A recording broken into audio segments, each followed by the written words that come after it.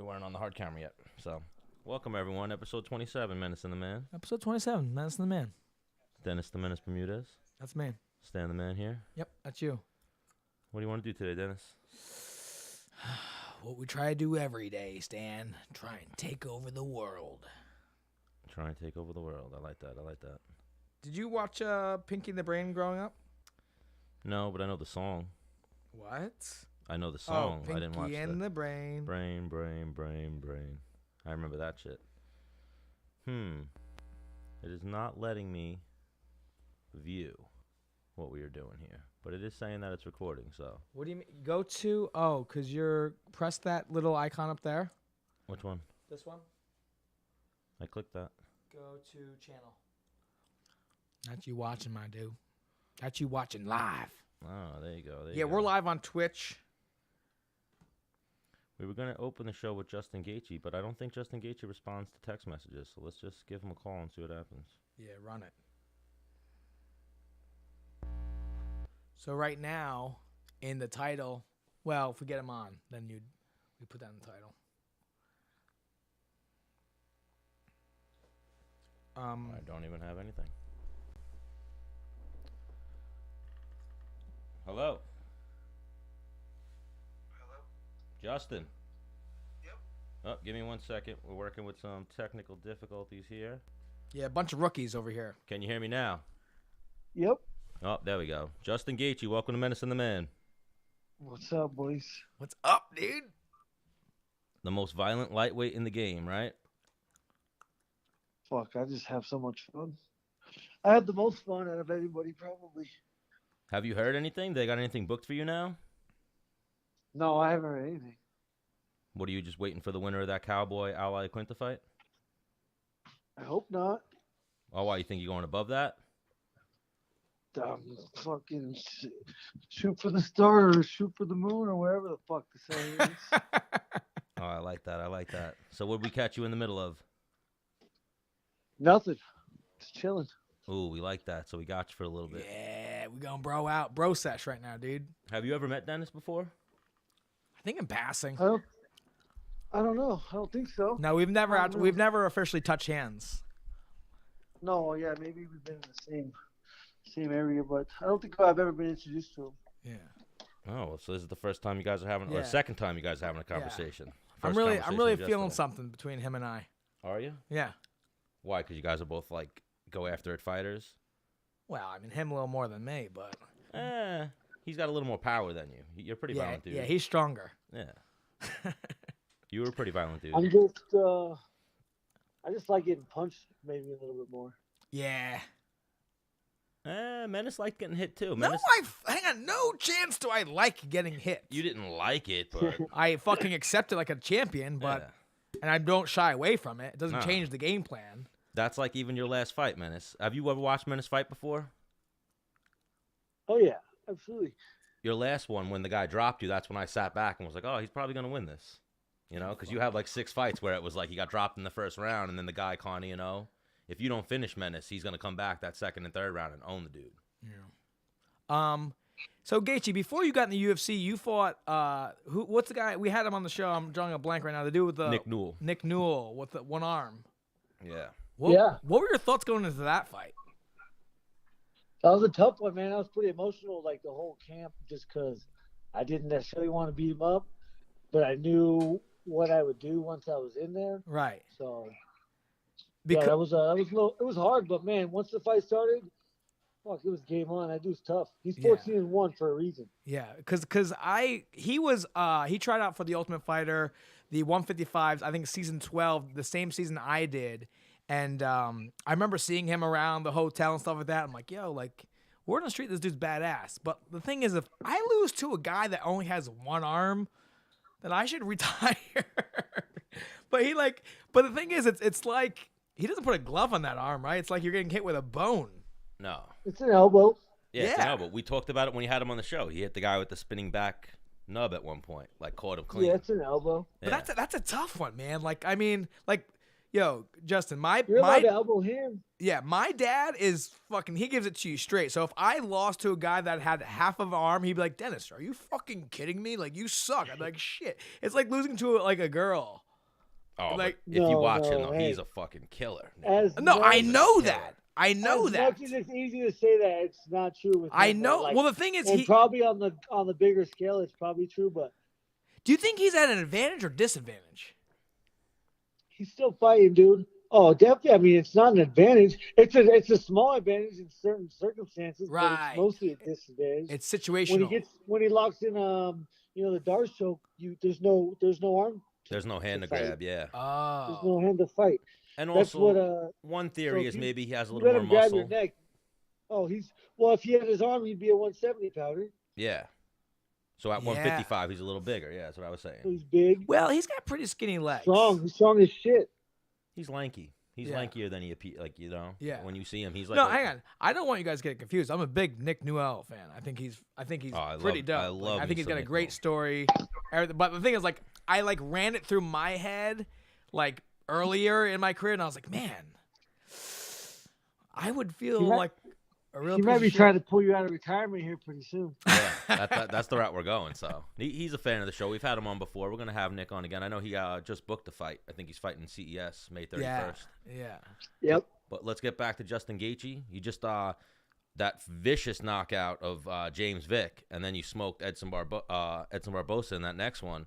So what's next? You thinking Khabib? Like, do you think you're gonna get the winner of maybe Khabib, Dustin Poirier? I got to put myself in position to fight the winner of that, and the only way to do that is to fight. The 100% sure way is through Conor, and then another good route is through Tony. So I want Tony or Conor. Oh, Tony, you said. Yeah. They're both ranked ahead of me in the rankings. So I mean, if they're not gonna fight, I don't know. They're not gonna take him out of the rankings, but I don't know. I feel like you're that guy because of the way you fight. They'll give you the title shot. Like, they'll skip some other guys. Like, I think they would put that on. You don't think that? Yeah, no, I think so. He's very marketable. Very marketable, and just his style. I think so, but I think by September 7th, like, Conor can jump in whenever he wants. He can fight anybody. He could jump in and fight the winner of Cowboy and Al, and then win, and he would get a title shot. Conor's not looking at you to come back to fight. I wouldn't think. Well, I think he has to. You think the road back for Conor is through Justin Gaethje? I think that's the right way to do it. Mm-hmm. Right? Because didn't you say you want to fight in Ireland, right, against him? That would be awesome. I just need that chaos in my life, but I don't think that's actually possible. But that would be awesome. I want to do that. I want to do Khabib in Russia. Can you imagine? Yeah. So that hypes you up, man, as right? long as I can remember, it will be an awesome memory. Yeah, you would rather fight in someone else's hometown than your own. Oh yeah. Yeah. I want to travel. I remember free trips on the UFC across the ocean. I'm in. Do you parlay those into like a little like vacation? I've never fought overseas or in any other country. Oh yeah, all your fights been in the U.S. so far, right? Yeah. Because I know fighters that they're fighting in Australia. They'll buy their flights already paid for by the UFC. They just tell the UFC, hey, fly me back a week later than after the fight, and then they fly their lady out, and then it's only one flight versus having to pay for two flights. They chill out. But the thing is, for me, I'm there to take care of business. I can't be like, you know what? After this fight, I'm gonna do this. Like, nah, man, I'm fucking zoomed in. Yeah. I think I would make it an option. I always stay. I usually stay as long as my family stays. They say 1 or 2 days, so I always figure that. Nice. I mean, you figure that out like 6 weeks out, so we just get it planned out, and then it's not even an issue once it gets there. So you say family. What are you working with? You got kids? You got a wife?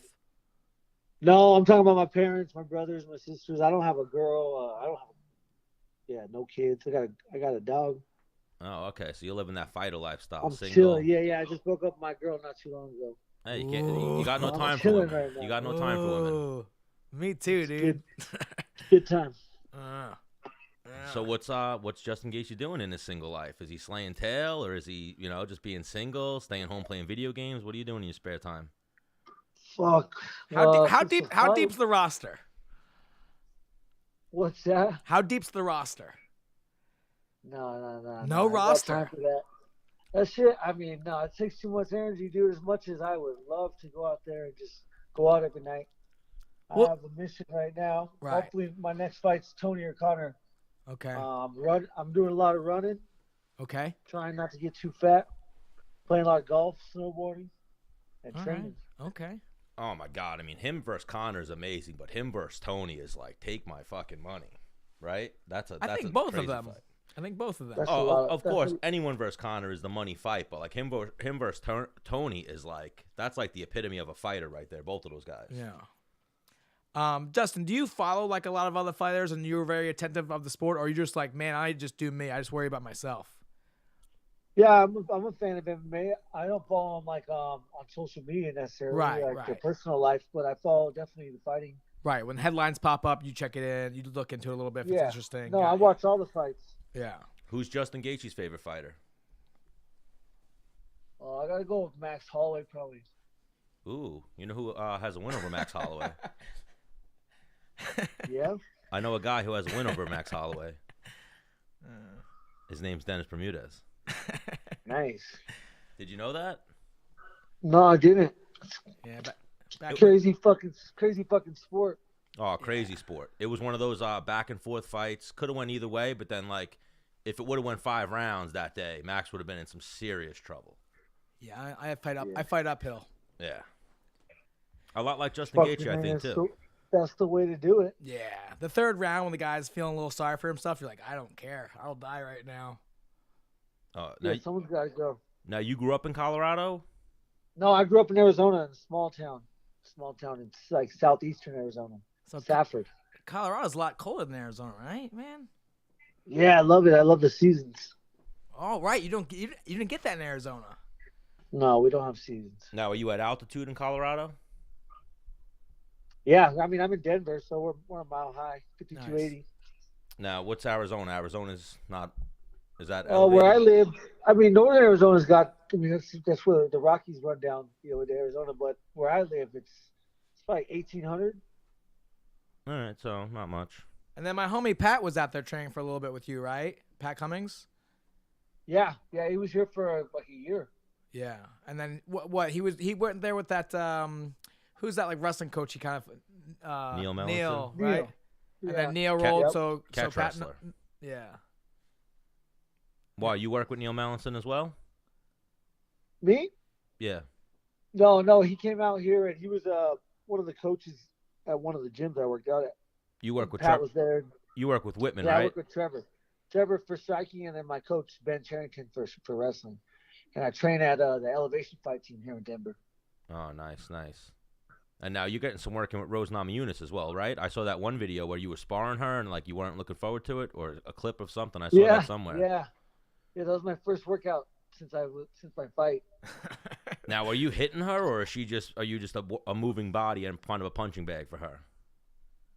I'm there to push her, man. Oh, so you're hitting her with some shots. I'm there to push her. I'm there to try to not break her. Right. He's not I'm getting her ready for a fight in Brazil. Now, is she under throwing extreme full pressure. shots at you? Like, is she ever rocking you? Yeah. Is she hitting you hard? Yeah. You can only spar with Rose a certain amount of time until she's trying to fuck you up. right. Oh, shit. She Like, seems like a feisty Maybe woman. like 3 or 4 minutes, and then she's in it. Like there ain't no stopping. So yeah, she's definitely. I mean, she's great. I have a great time. You ever I'm see that? a lot bigger.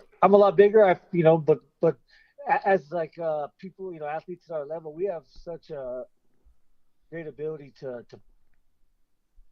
play with. Like I can spar with anybody and let them have fun. Like I'm not saying I do that with Rose, but I'm not going in there and cracking her. I'm trying not to. The last thing I'm trying to do is hurt her or knock her out. Right. But I'm trying to put punches in her face, just Right. like a real fight. You're trying to give her work, man. You're trying to give her a good Yeah, look, I mean, good work. Jessica Andrade doesn't hit. Yeah. Jessica Andrade doesn't hit necessarily like any female off the street. Yeah. So I gotta go in there and I gotta make it look like a real fight. A lot of people say she's the female Lineker. Oh, yeah. What's her name? Andrade. Yeah. Yeah. But you saw that fight this weekend, right? No. Yeah. Andrade Sandhagen beat him. He beat him with basically like the strategy Rose could use to beat Andrade. Just Movement, in and out, just mixing up your strikes. point fighting. Yeah. What else is gonna happen? Except she doesn't hit like a point fighter. Oh, yeah. Rose got some power for that 115-pound division. But Jessica's no joke. she's a little pit bull, man. She's got a big heart, so it's gonna be a tough fight. But Rose is ready. Oh yeah, she's training with Justin Gaethje. So I think she's training gonna with be Trevor Whitman. Yeah, Trevor Whitman, Justin Gaethje. And that's what I was gonna say. You ever see that one video where she punches Pat Barry in his sleep? Yeah. And I like have. rocks his whole shit, and he's like, When I saw that, I was like, damn. And the thing is, there was no remorse. No remorse. She was just like, yeah, like, fuck you. I mean, this is for the gram. Special kind of violence to do this. She's got it, man. Yeah. I love her She's a I love her stone cold when she comes out. Oh my god, that's one of my favorites when she's at the fights and they'll show all the fighters smiling and then like zoom in on her and she's just like ice grilling the camera like stone cold. You ever see those? Oh, I love that. Yeah, man. She's it's just crazy. Her ability to overcome her own fears. It's cool to watch. It's cool to be close to, and understand what's going on and see her do it. So you started snowboarding since you've been in Colorado. That's what you do in your free time? I had to wait. I had to wait till I was done with wrestling. So I came here in 2007, 2008, and I started snowboarding in like 2013. Okay. Hang on. I've never been snowboarding ever once, and I live Me neither. 25 minutes from Hunter Mountain up here in New York. So when I tell people that, they're like, what? Yeah. Yeah, Now your excuse. Yeah. Now the thing is, I know myself, and I'm an extremist, So I know, put me on that snow, and let's say I'm with you, Justin. Like, you get a little crazy. Guess who's getting crazy right behind you? Oh my god, you two nut jobs. Even though it's my first time. Yeah, I'm sure you two. The key to snowboarding is being great at falling, man. If you grappled your whole life, you'll be fine. Ah, okay. Wrestled his whole life, yeah. Because I've heard a lot of homies like, yeah, I almost died. Ryan LaFleur, Ryan LaFleur, he fought 170. He hit a tree at like I don't know how fast, and like he said he almost died. He emergency airlifted. Yeah, and shit. he like bursted his spleen or some shit like that. Yeah, his knees hit his chest and he got fucked up. Jesus, some crazy. I've shit. done my fair share of very, very stupid things on the mountain. Yeah, so I think that's why I don't snowboard, is because I know I'll fucking murder myself. You'll fuck yourself up. Yeah, like, hey, that camera rolling? Watch this. Stan, film this. Oh, dude, Justin, I know when Jackass came out, you got a camcorder with your homies, and you probably record some stupid shit. No? Oh yeah, that was Oh, perfect age. Perfect age. Oh 13, my gosh, dude, I had a homie in Pennsylvania play chicken with a train and like cut it very, very, very, very, very close. So you saw your friend almost die. We did, but like none of us budged. Like, whoa, like it was after we got the footage. Like, dude, you almost died. Yeah, that's stupid. Yeah, that's stupid. Yeah, now when you have more consequences and you have more like real world experience, you're like, man, that was a bad idea. Justin, can you give me a stunt you did that was fucking? You could lie to me. It doesn't have to be a real stunt. A what? Like a stunt you did growing up when Jackass came out. Oh fuck! Yeah, I don't even. Like ding dong ditch or what? What were you doing? No, we used to probably do jump off the houses onto like fucking tables and shit, stupid stuff. Like some WWE.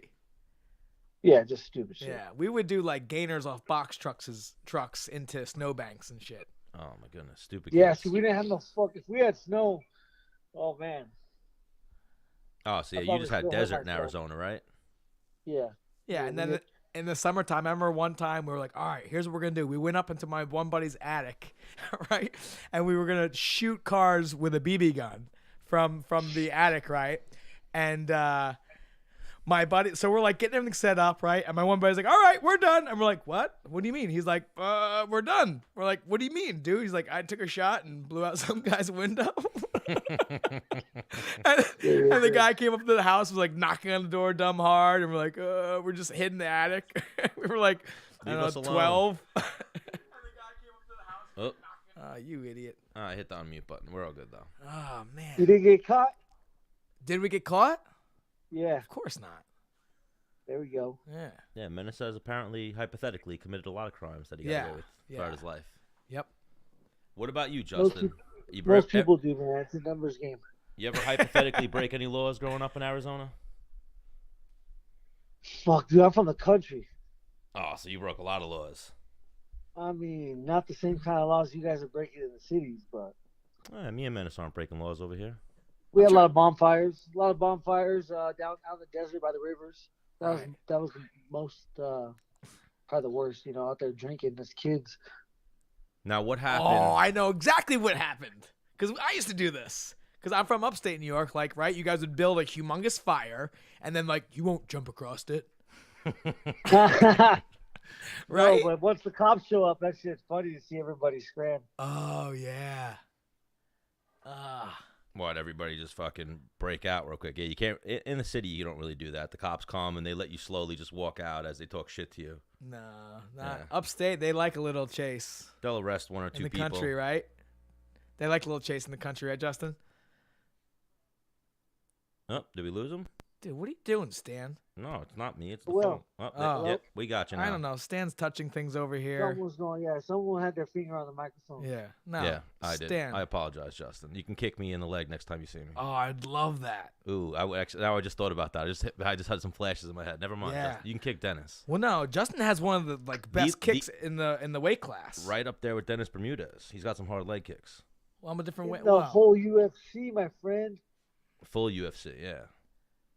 I would hang on for video. I would definitely let him kick me once.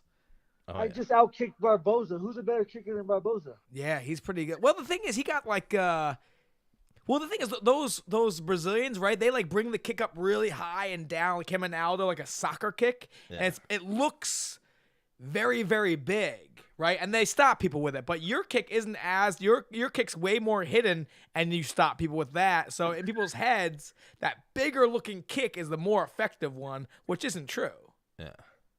Yeah, no, my focus is on when I kick. I really make sure that their weight's on it. All the way on it or all the way. Right. They can't check. Right. Not often are you going to check my kicks. Yeah. I start. Not often. Yeah. Just get him moving backwards and then fucking throw that sucker at the end of the combo. I like throwing out their jab. Ooh, there's a lot of weight on that foot. A lot of weight. There's no way they're checking it. Yeah. And their whole leg's gonna absorb the entire energy and below the knee, right? That was my first time I've ever kicked below the knee. Dude, game changer. Every other time I've ever kicked. From now on, I'll never kick above the knee. Oh my gosh. Because even when you're sparring with people with shin pads on, right, and you get kicked below the knee, you're like, dude, what the fuck? Like this, I can't step on this correctly. I don't do that in sparring. Well, so like we would spar against the Tire Showman guys. Like we would go to Jersey, they would come. So it was almost like team versus team. Yeah, like full, people, let's work, but let's fuck each other up. You know what I mean? Like this is for keeps. Fun. Yeah. I want to do some sparring like that. Yeah. So. And it was, afterwards, pat each other on the back, like, good shit. Go over some shit, like, oh, man, you were doing that. Like, how'd you do that? But, like, when we were actually there and touched gloves, like, all right, we're trying to sleep each other. Or, like, stop the guy from moving, So, and Jimmy Rivera is actually super good at that low calf kick. And I think that's who I actually kind of stole it from a little bit. Yeah, no, it's super effective. It's impossible to check. Yeah. And you could throw it from much further away. Because you're at a way safer distance, and you can't check it. If you check it, if you lift your leg up, all I do is kick your ankle away. There's no checking it. Because I think, like, after I fought Jeremy Stevens, my shin was fractured. You broke your foot. Yeah. The outside bone. That kick is crazy effective. Yeah, and I would like to say that's because he kicked it. From his low kicks. Yeah, because he threw a bunch of them. Yeah. I usually have a little more pep in my step, and he stopped that pretty quickly. And I used that on Clay Guida. I was hitting him low, and it was, affecting his bounce too. Yeah, I fucked a lot of people up with the high, on right above the knee, on where the hamstring or whatever quad attaches to the knee. That's where I would usually aim, and that's effective and it stops people. But this the low calf kick is extremely effective. Oh my gosh! And you don't have to throw it super hard. You just have to. The only way for them for it not to be effective is them to literally commit 1,000% to a shot, and you have to allow them to beat you there, or they get out of the way. And if they get out of the way, you're in no danger. Yeah. So they're fucked. Now Justin Gaethje, so am I though, because they can kick me there too. Barboza started doing the same thing, and they're like, I've never been kicked or kicked somebody there, and it's crazy effective. How developed are your shins? Like when, Oh. for example, like I've kicked dudes in the knee, and I'm like, fuck.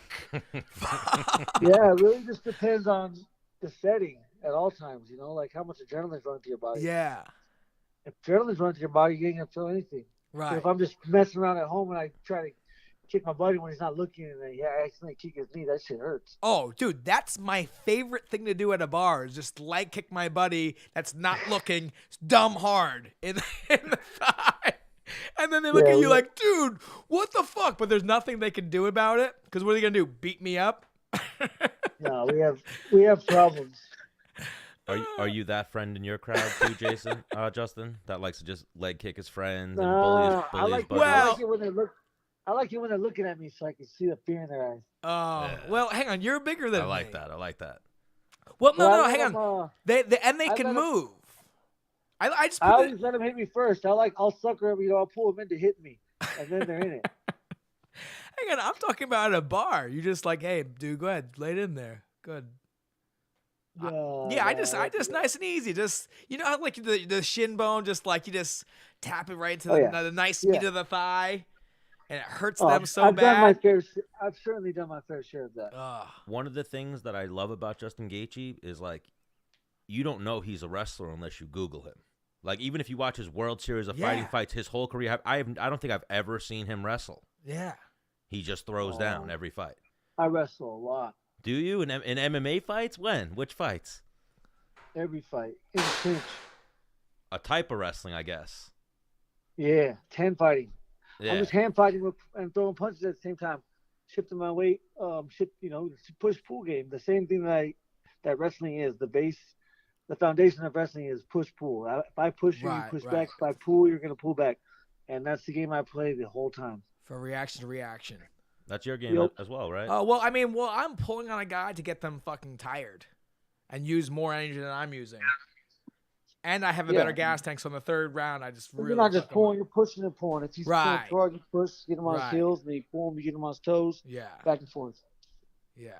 I think a lot of people, like, when they're fighting, they have this, like, okay, like, we're boxing now. Like, dude, it's a fucking fight. Grab their hands. Get in there, grab their wrist, stop them from hitting. Like, if you're holding two guys' wrists, like, he can't hit you. No, definitely. That's what, like, wrestlers have. Like, as soon as a wrestler is able to blend fighting and wrestling together, then they become just like when I, how I rocked Barboza. I went down, I grabbed his leg, and then came up with the big punch. Right. Second time I went down, he reacted to that, and I was able to, clip him with an uppercut. And, well, for one, the only reason that was able to happen is because I went to a collar tie, and my collar tie controlled him and didn't, puts all the weight, you force all their weight down, so they have it throws everything off. They have to reset everything to be able to throw knees, punches, elbows, kicks, anything. They have to reset. And in that moment, I was able to, land some good strikes. But so that was all wrestling.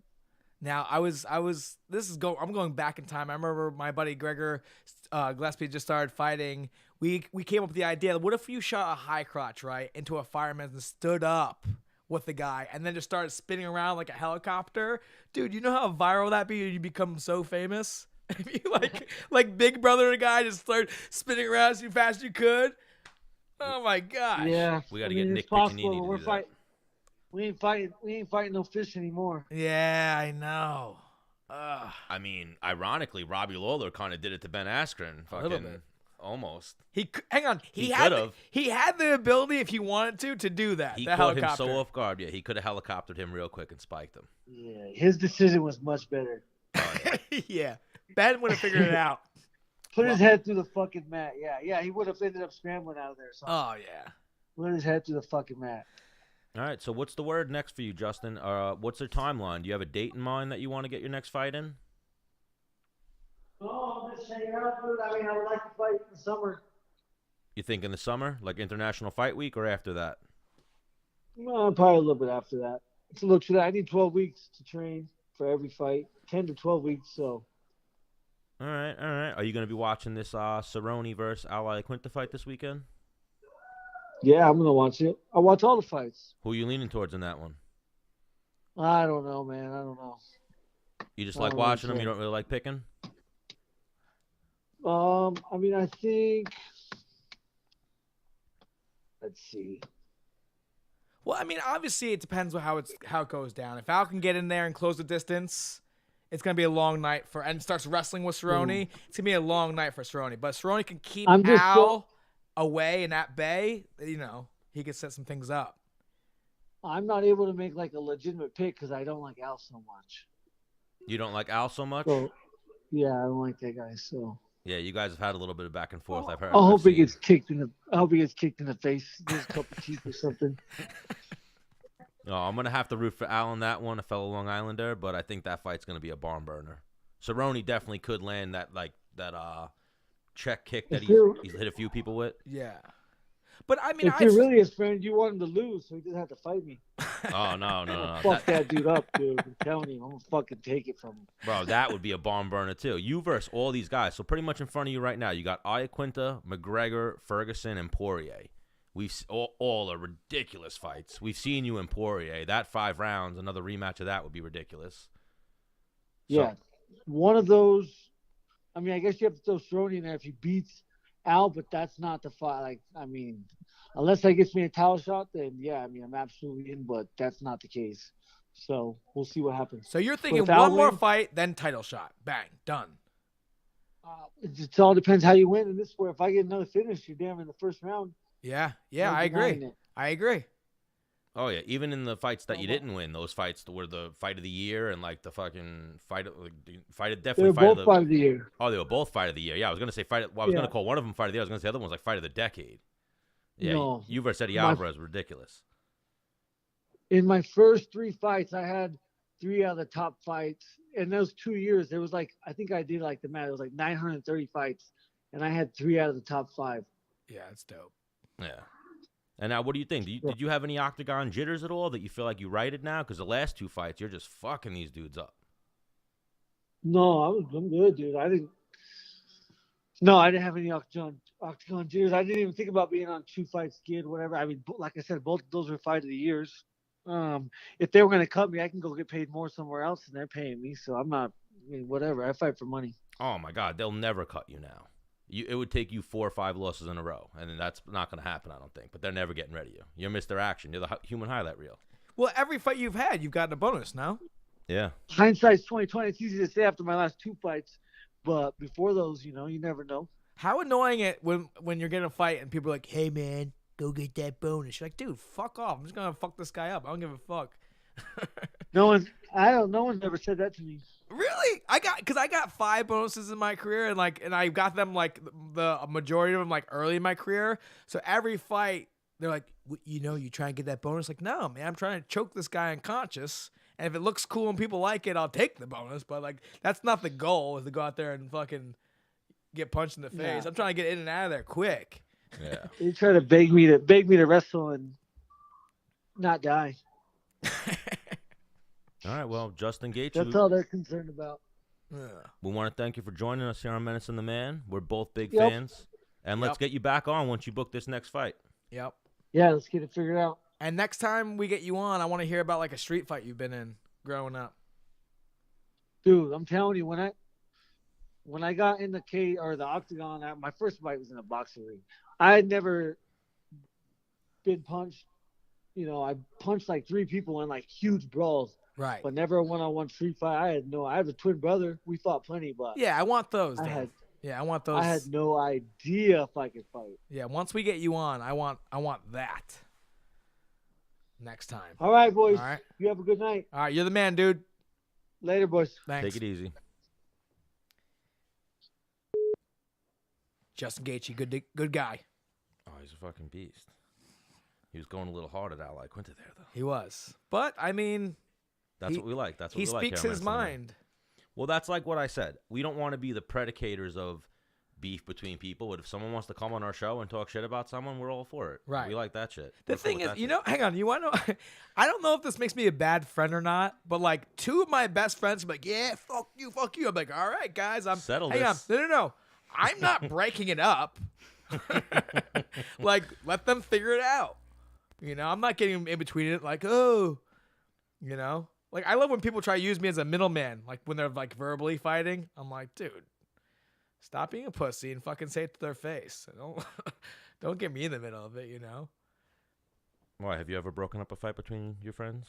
What, like a verbal, like... A fist fight.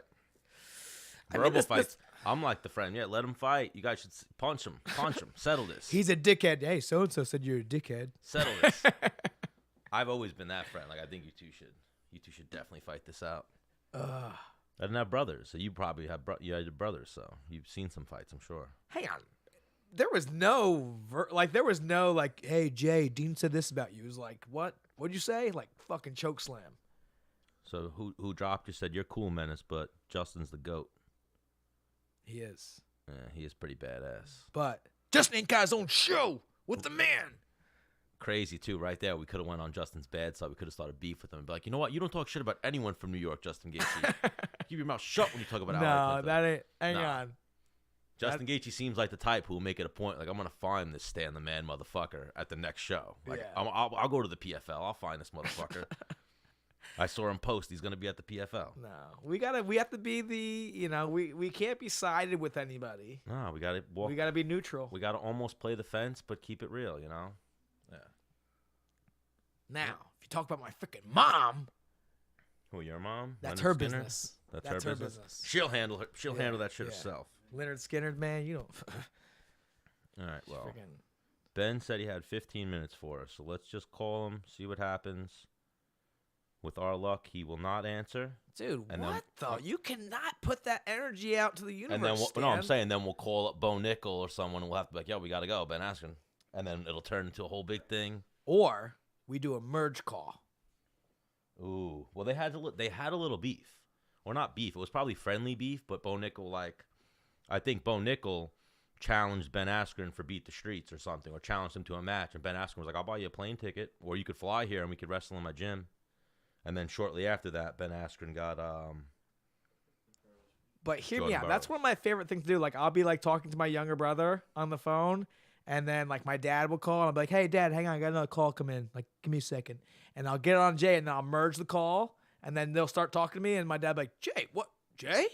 Are you on Long Island?" Like, "Yeah, Dad." And we'll like fuck with him. What if we did that with Bo Nickals and Askren? Like, hey. If we did what? Like if one of them called over the other, like, "Hey, Ben, give us 1 second. Get Bo." Like, "Oh, hey, what's up, guys?" Oh, no. We won't do that to him. All right. Ben's ready for us, so let's go to Ben real quick. Shoot the shit with Ben Askren. Ben Askren up next on Medicine the Man. Episode 27. Trying to come with that heat.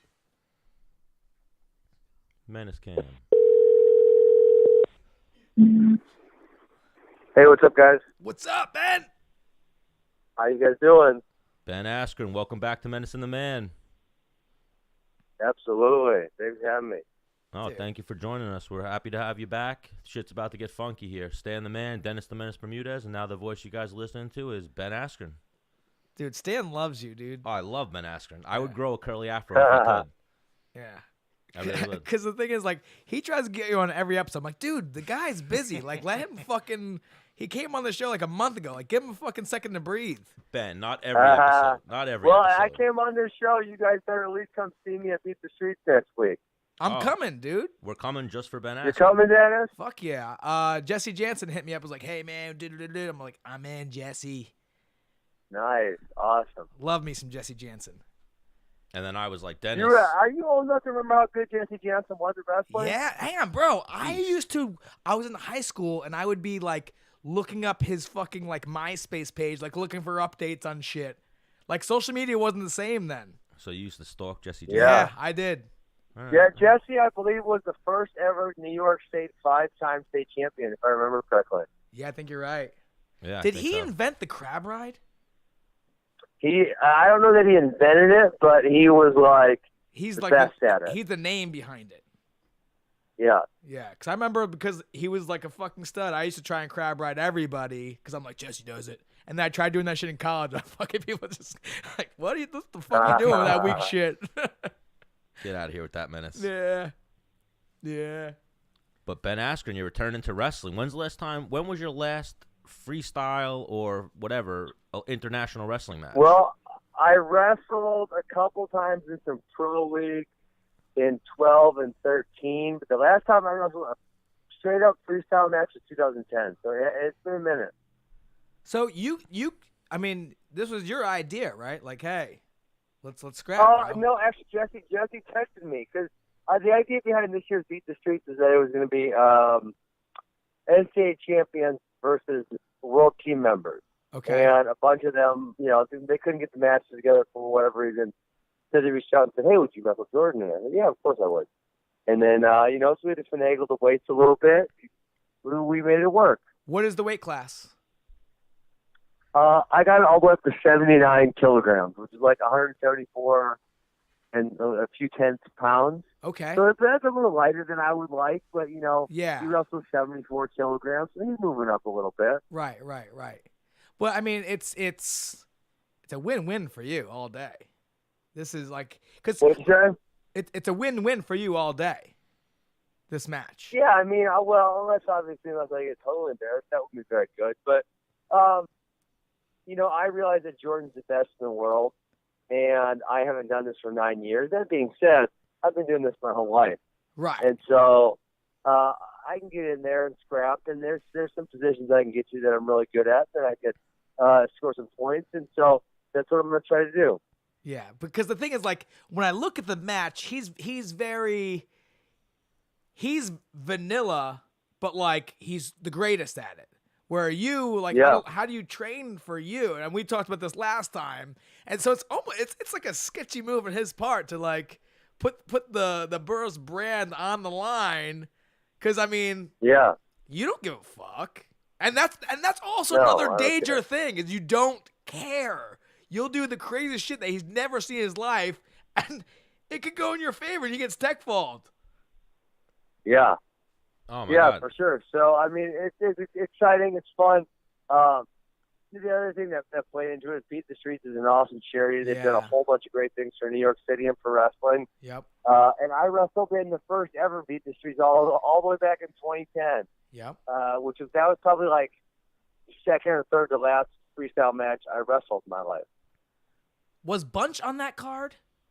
Was Sean Bunch at that Beat the Street? Sounds about right. Because I think I was there. It was the one that was on the boat. Oh no, I missed that one. But I think he was the year before or after. Have you and Burroughs ever worked out together before?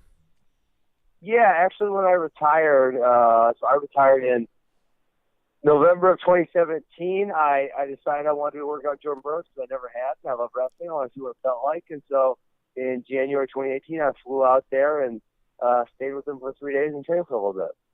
Now, if I was a fly on the wall when you guys were wrestling, what did I see? What was I watching? Who was getting the better of me? Oh, he got the better of me. There's no doubt about that. But I had some good things and held my own, didn't embarrass myself. And really, I wasn't there to try to win or lose. I was there to roll with one of the best guys who's ever done it and feel out the positions and see what he had to offer. Yeah.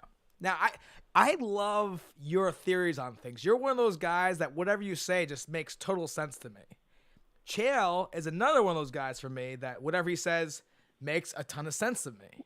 What are your thoughts on the Chael Burroughs kind of money discussion? Because I get both. Yeah, I get both sides of it. I can see both sides of it for sure. I think where Jordan hamstrung himself in the argument is that the day previous to him posting that, he said something to the effect of, I just want to try it out to see what it's like. Right. It's not about the money or the fame or anything like that. Right. So if you're going to go and say that, then the next day you can't say, well, I'm worth way more than that. Right. It's like, you're going to pick one or you're going to pick the other, but you can't pick both. Right. Doesn't make any sense. So, I thought that, but then, I got Chael got a little aggressive. I didn't know that all that was necessary. So I would say he took it a little far. So I'd say neither one of them came out looking too great on that one. See, that's what I like right there. He just both. It was kind of like a lose-lose a little bit. Both of them kind of said some things that was off. I didn't like it. Yeah. I like both those guys. But I didn't really. I wasn't taking that exchange. Yeah, we gotta get Burroughs on the show. And Chael. We're working on both. Yeah. Well, I was at my buddy Dan Valmont's wedding, and he was there, and I'm a fan, you know, but like there was like this fucking pride I had that I couldn't like, hey Jordan, like can I get a picture with you, dude? You know, and I was like, nah, fuck that. Oh, dog, put the pride away. I know, dude, I Don't say what's know. up. But That's all my favorite. I mean, I love college wrestling, so it's like yeah, I had Anthony Eschall there for a camp the other day, and it was great to be able to sit and chat with him and, you know, obviously tell him I'm a huge fan of his work, and I think he does a great job. And I got to work out with Zahid Valencia last Saturday. You know, again, tell him, man, he's awesome. Fun watching him. He does a great job. So, yeah, it's always I don't know. I don't see an issue with giving these younger guys a little bit of respect. Well, the thing was, is he was, you know, Valmont's a big wrestler, so you know there was a ton of wrestlers there, coaches, the whole nine, you know, and everybody was like smoking him, you know. I mean, so I almost like felt bad for him too. At the same token, like, man, the guy just wants to kind of hang out with his wife. So like that was like another angle too, you know. So you get it. Sometimes you're eating, you're sitting with your family, like, man, can I just chill? Do we have to do a photo right now? You know what I mean? So, like, that was another angle I was... True. You know, I wanted, like, you know, bump elbows with him, like, oh, hey, what's up, man? You know, nice to meet you, but, like, you know, I didn't try too hard, you know, so... So now, Ben, I've heard Masvidal say in some interviews that he may be getting a title shot if he's able to beat you in July. Have you heard the same things from the UFC? I explained this last week on Twitter. It's really simple. This guy's so stupid, he doesn't understand it. They said Masvidal. I said, all right, good. No freaking problem. They said to Masvidal, hey, how about Askren? He's like, oh, he's pretty tough, blah, blah, blah. And they need the guy to say yes. There was a fight to make. And they can't get him to say yes. So how did they get the dumbass to say yes? They say, hey, here's a title shot if you do this. It'd be also like me saying, hey, Dennis, if you can run 1,000 miles tomorrow, I'll give you $1 million. Well, Dennis can't run 1,000 miles in a day. Tough shit. Doesn't matter what I guarantee him. Right. I'm going to try, though. He might. I'm crazy. I'm crazy. I would try. Yeah, I know. No, right. It's impossible. Nah, you're right. So nothing from the UFC about a title shot for you when you beat Masvidal. Listen, I know if I keep winning that it's going to come soon enough. Right. I got a lot of popularity. There's a lot of exciting matchups. I got some heat with Marty. I got some heat with Colby. I think I'll find my way there soon enough. Well, another thing I'm seeing too went from like he'll never fight in the UFC to he's at every event doing Q&As, the whole nine. I'm like, dude, they're like, dude, this guy's gold, running the ship pretty much. Yeah. You know. And I don't bust their balls on who I'm gonna fight. Yeah. I think they're realizing that they made a stupid mistake many years ago, and right. Everything's coming full circle. Do you remember what it was like when you were retired? Yeah, it was great. I'm gonna be retired again at some point. Yeah, like that. You just had that short-lived retirement, and it was like you said you were only coming out for GSP, and then they just came out with this whole other. Nope, we'll just give you the whole roster of welterweights. Yeah, you know who knows? I might get GSP in the end, anyways. GSP's not coming back for you. That's a horrible fight for him. You think? Don't. I know some stuff. Don't test me. Oh, he would never come back for you. Well, hang on. You're wrong. The guy, hang on. Money talks, my friend. Oh no, Dennis, you tell him he's wrong and be done with it. Oh, money talks, yes, but I think GSP, that's too tough of a fight for him. Hey, fatty, you're wrong. I think. Listen, that's too tough I of a am fight for just him. telling you. I'm telling you, you're not listening. I'm telling you, you're wrong. So you think GSP's coming back to fight Ben Askren? Yeah. What year? You got a year for me? Oh, probably April. April next up. I always said April 2019, and I just didn't realize I was off by a year. So I'm going to beat up George in July. I'll probably get a title shot then, and then November, and then I'll get ESPN out of retirement in about April or May. All right. I like the way that sounds, Wow. Ben. I like the positivity. Yeah. No, he's got. Yeah, he knows. Because that's the money. Now, if Ben has the title, GSP will, his eyes will light up. Yeah, absolutely. I am not impressed with your performance. So now, who would you rather fight? Who would you rather fight between Usman and Covington? I don't really particularly like either one of them, and they're very similar to me. I mean, I think Marty's just a little bit better at everything than Colby, so I'm going to predict he wins. But I could see it going either way, and I don't really care which one of them it is. Now, what about Usman? Did you and him ever work out together before? He was at the OTC at the same time, right? I don't ever remember working out with him. We were at the Olympic training center at the same time, a few different times, which is why it's so funny when you try to get in my face and say, you don't know me. It's like, no, I do know you. I know you plenty well. You're an idiot. We've had lunch at the cafeteria. But I don't recall working out. I can't pull it down for sure. All right. And now another fight on the welterweight, ladder right now coming up is that Kevin Lee might be jumping up, or he is jumping up, but he might jump the rankings if he beats Dos Anjos. Dos Anjos ranked number 3, so you think Kevin Lee beats Dos Anjos? Well, I wouldn't be shocked if he beat him, but I was kind of surprised they gave him such a high-ranked fight because it's not like he's coming up off a win. He just got beat fair and square by Iaquinta at lightweight, so how do you bump up a weight class and get someone who's super high ranked when you're coming off a loss? I don't get it, but I don't know. I guess they need someone for RDA. You do get smooth talking though. He's a Vegas guy. He's not bad. He's not bad with his tongue. Yeah, he's solid. He's a little bit more jacked than you, Ben. He doesn't have the dad bod going. He's got, he's got what Dana White likes. Dana White likes, the guys ripped up. Huh. What's wrong with this guy? Who, me? I'm just saying how Dana is, you know what I mean? Hey, you should see Stan's body. That thing's hairy.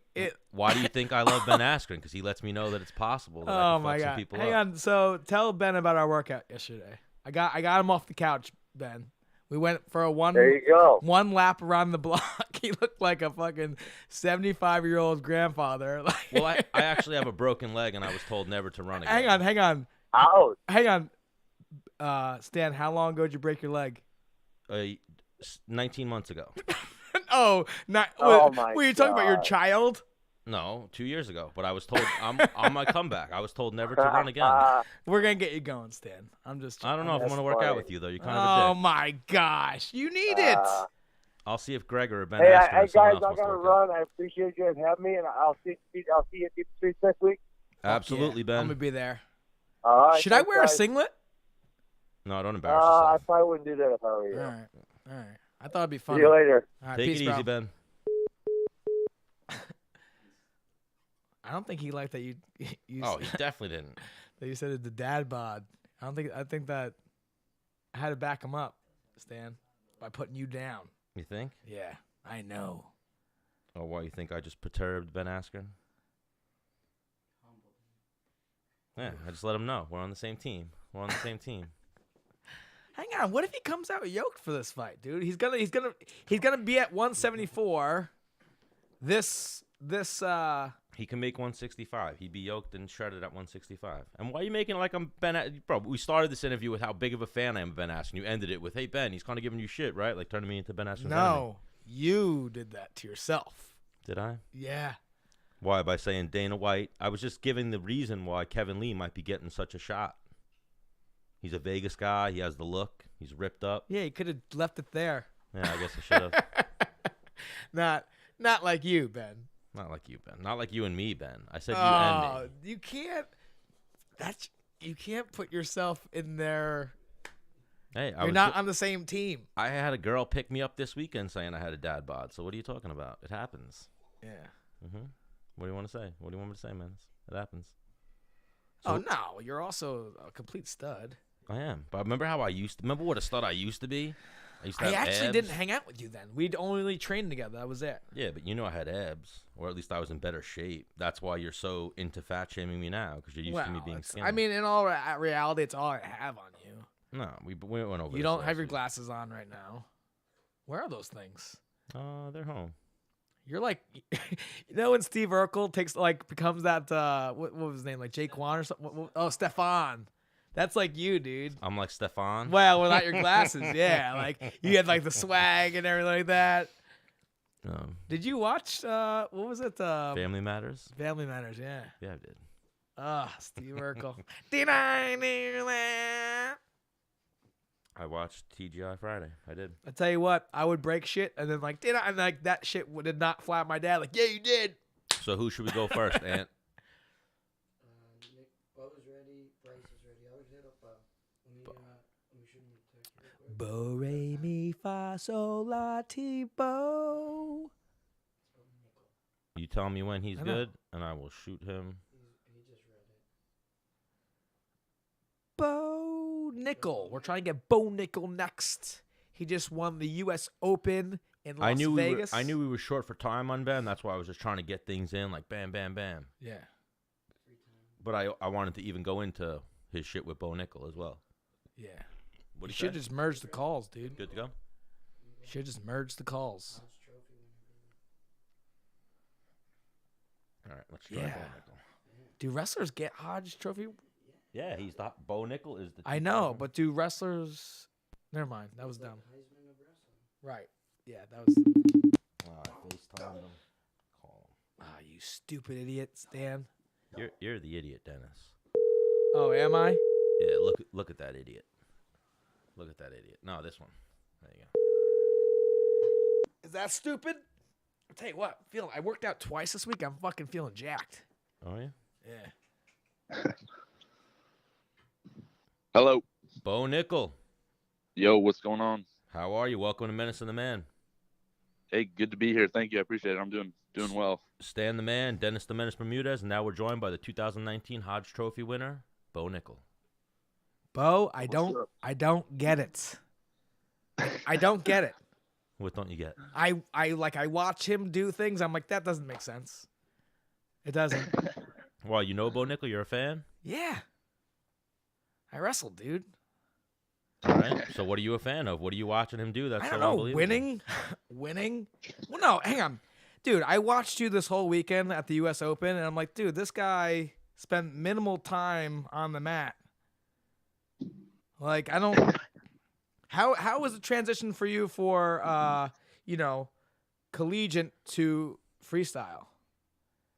Well, I've wrestled a lot of freestyle growing up and stuff, like Okay. I did the whole circuit, from probably the time I was, 10 years old. So Fargo and really all that. yeah, all that stuff. So, I mean, really the only time that I haven't been like consistently wrestling freestyle has been once I got to college. So, I just like, it's like riding a bike, you kind of start to remember some stuff, and I'm excited to get to train freestyle full time now. Cause it's just it's a fun, exciting style. Just, you get to slam people, you get to, it's a little more, Yeah. You could be it's mean, a little and different, you get right? Yeah. you get rewarded for it. Right. Yeah, man. Yeah. You I don't have to necessarily be so methodical with your approach and stuff. So I'm excited about it. Yeah. So right now, man, I kind of want my kids to be like you. So I'm gonna try and get in your head and figure these things All out. right. All right. Do you have any Let's do brothers it. or sisters? Yeah, I have 3 younger sisters. Wow. So now I don't even know how to. You don't know where you're going with that. Yeah. No, but both your parents are like stud athletes. I think ESPN pointed that out. Yeah, both my parents played college sports, so I got some good genetics. I'm pretty lucky. Right. And then you're the oldest, right? Yep. Yeah, Now, I'm the oldest. but your father did he wrestle in college? So he played football at a small school in college. He originally went to school to wrestle and play football, but he was weighing like 220, and they wanted him cutting a lot of weight, and he was like, "Nah, I'm good." Right. So he just played football. So I mean, how much time? I'm trying to again. I need my kids to be studs. Right. Just because I'm a winner and I need them to win too. But like, sure. what? I mean, did you and your father spend a lot of time together? Well, you're the only boy.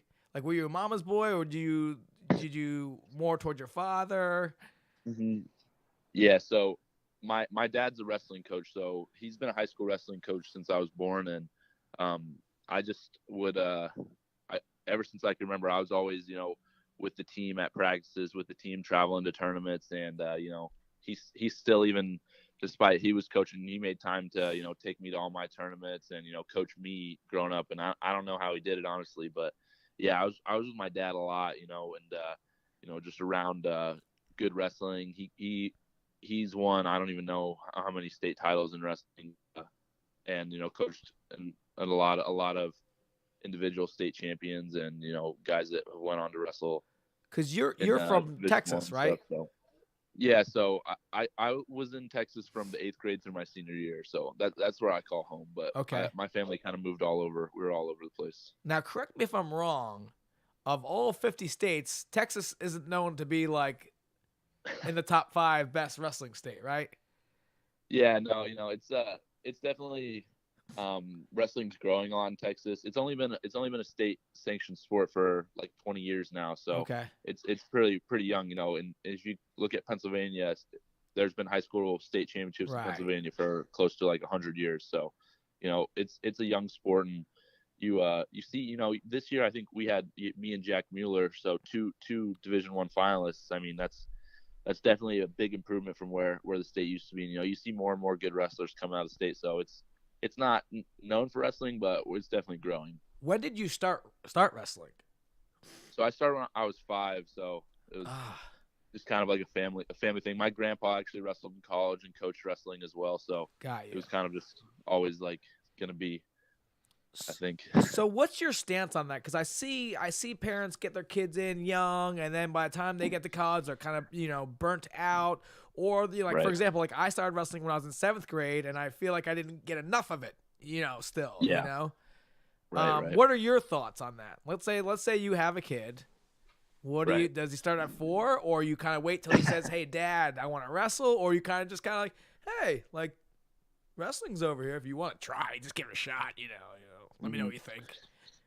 Yeah, I think that it's important to allow your kids to choose what they want to do. For me, I was always drawn to sports. I played tons of sports growing up, and wrestling was one that I started earliest, but I also always focused most time on wrestling. But I played soccer, I did football and baseball and track, and I was doing a lot of sports growing up. And I think that it's important to I think that when you see kids getting burnt out, it's when they've been, Because they only wrestled since they were 4. Yeah, Got you. right. Like for me, I didn't focus on just wrestling until I was a junior in high school. Same. So same. up Me and you the until same, that, dude. Yeah. Me and you like the same Yeah. person. Love it. Except for I don't have a national title. 3 of them. Yeah. So now It's all good. Yeah. the Hodge Trophy being like the Heisman, that's got to be like something that like people almost like, that's like rarer than a national championship, right? Do they give that? Yeah, They definitely. usually go hand in hand. Do they give the Hodge Trophy to every weight class? To just one guy, right? Yeah. So Yeah, Yeah. there's just one. So yeah, that's I quite the think, accomplishment. It's like the MVP of the tournament. Thank you. Appreciate it. Well, is it of Yeah, a it was- tournament or the year? Well, I mean, It's for the year. Yeah, the year.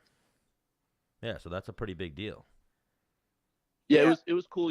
I was that's something that I was definitely had a lot of I had that in the back of my mind the whole year, so it was definitely something that's pretty cool to accomplish. all right, back to your parents, dude. Like, Yeah. did they ever get mad at you for like? Were they like? Let's say you lost a match. Were they? How did you losing or failing growing up? How did they? Were they optimistic towards you? Were they disappointed? What was the?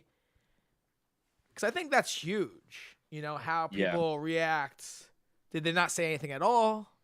hmm Yeah, so I think my parents did honestly a really good job of like balancing pushing me, but at the same time like not wanting it more than me. So like Right. my parents basically were gonna do everything that they could to help me achieve my goals, like no matter what they were. I think that at the end of the day, like yeah, like my dad he was in there pushing me, but I don't think that he ever wanted it more than me.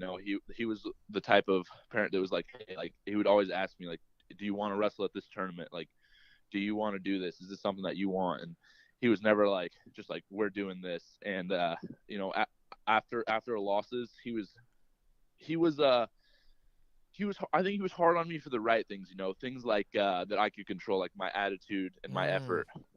I think that when parents get into some trouble is when they're hounding their kids for stuff that it's not in their kids' control, right? Like if you're gonna have a bad attitude and not give 100%, then I think that's something that you got to ask that of yourself, no matter what you're doing. I think my parents did that for me, but at the same time, they would never like be on me for stuff that was outside of my control. If I wrestled my best and I lost, my dad never like was like screaming at me or yelling at me or anything. I think he did a really good job of that. Yeah, because I could tell you straight up that I'm taking credibility for, I think, ruining my younger brother's wrestling career.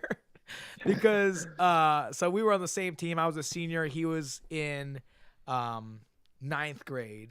And Okay. I wanted him to be better than me.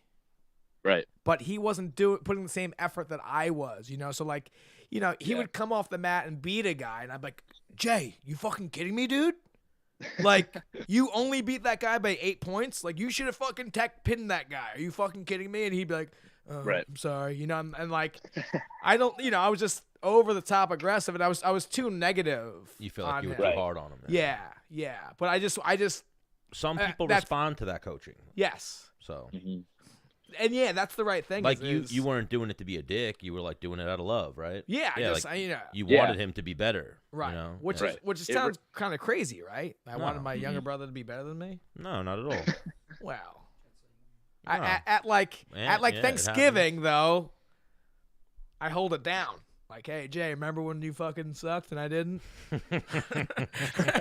Right, when we're older, right? That's fun. Right? You know?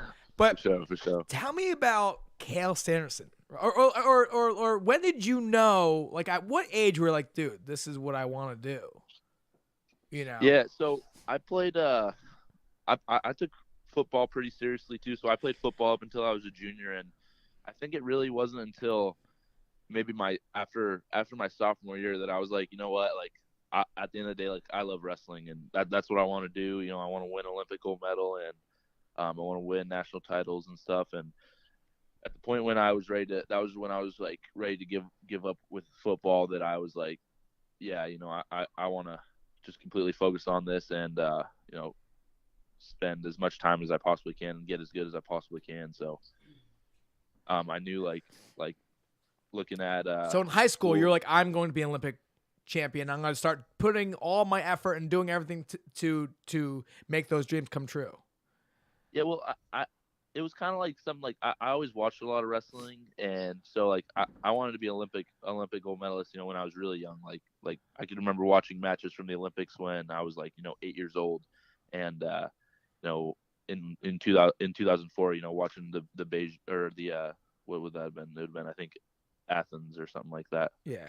Olympics, and I was like, yeah, like I want to do that, but I didn't really fully commit to it until I stopped playing football, and at that point I was like all in, and I got a lot better just being able to focus more time on it and just getting more serious with it.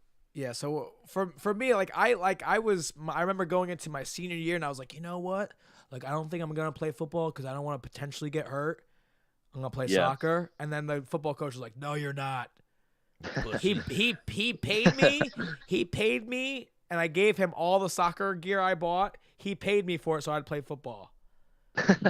Yeah, That's amazing. but I was so, you know, like Bo saying, like that's what I wanted. But you know, now, like, also, he probably maybe saw some talent in you. Knew he needed you on the football field. well, I was an athlete. Yeah. Bo, this is my favorite thing to tell people. My thing playing football was hit the biggest guy not looking at me and just lay him out, you know? And hopefully he didn't get up and fucking choke slam me, you know? But you can't touch what you can't catch, right? Fuck True you, that. bitch. True. You know? Sorry, I got a little crazy there. You're good. So when you were getting ready to get into college, Penn State was already a powerhouse. Yeah. So I think one of the first reasons that I was like, man, like I would love to go to Penn State was I was at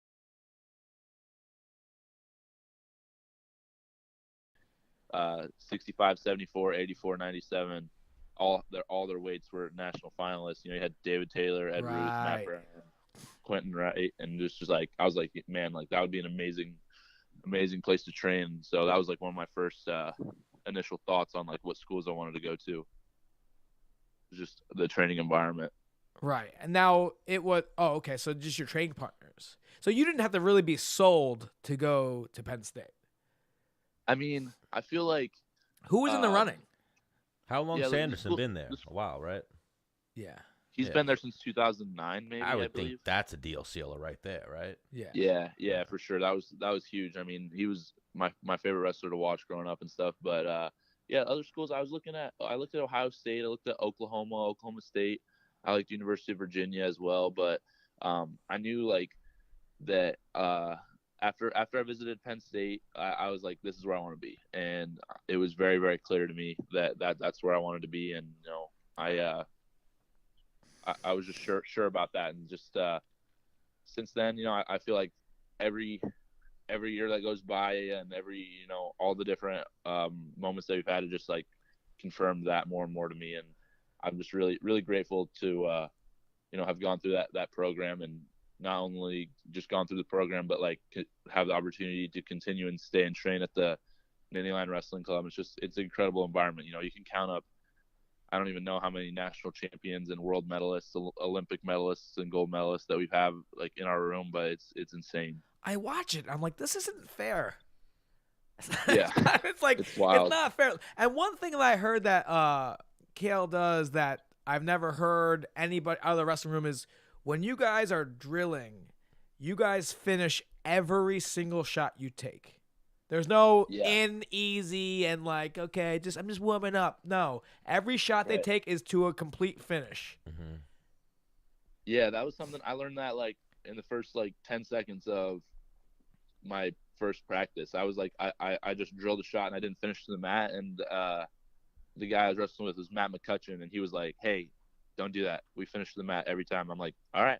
And then since then I've finished the mat every single time. So Man. I think it just instills that like, train for what you're going to be doing, right. Just like get used to it. That's what you're going to want to do in a match. So don't do anything other than that. Now, Bo, I don't want you to think I'm a pussy, but those 6 o'clock in the morning, like you just woke up like 30 minutes ago. Your body hurts from the day before. It's cold. The mats are hard, and you're like, fuck. And like you all like a little bit of you like feels bad for your buddy. You're about to fucking spike on his head, and it just right. Am I a pussy for thinking like that for like 1 second?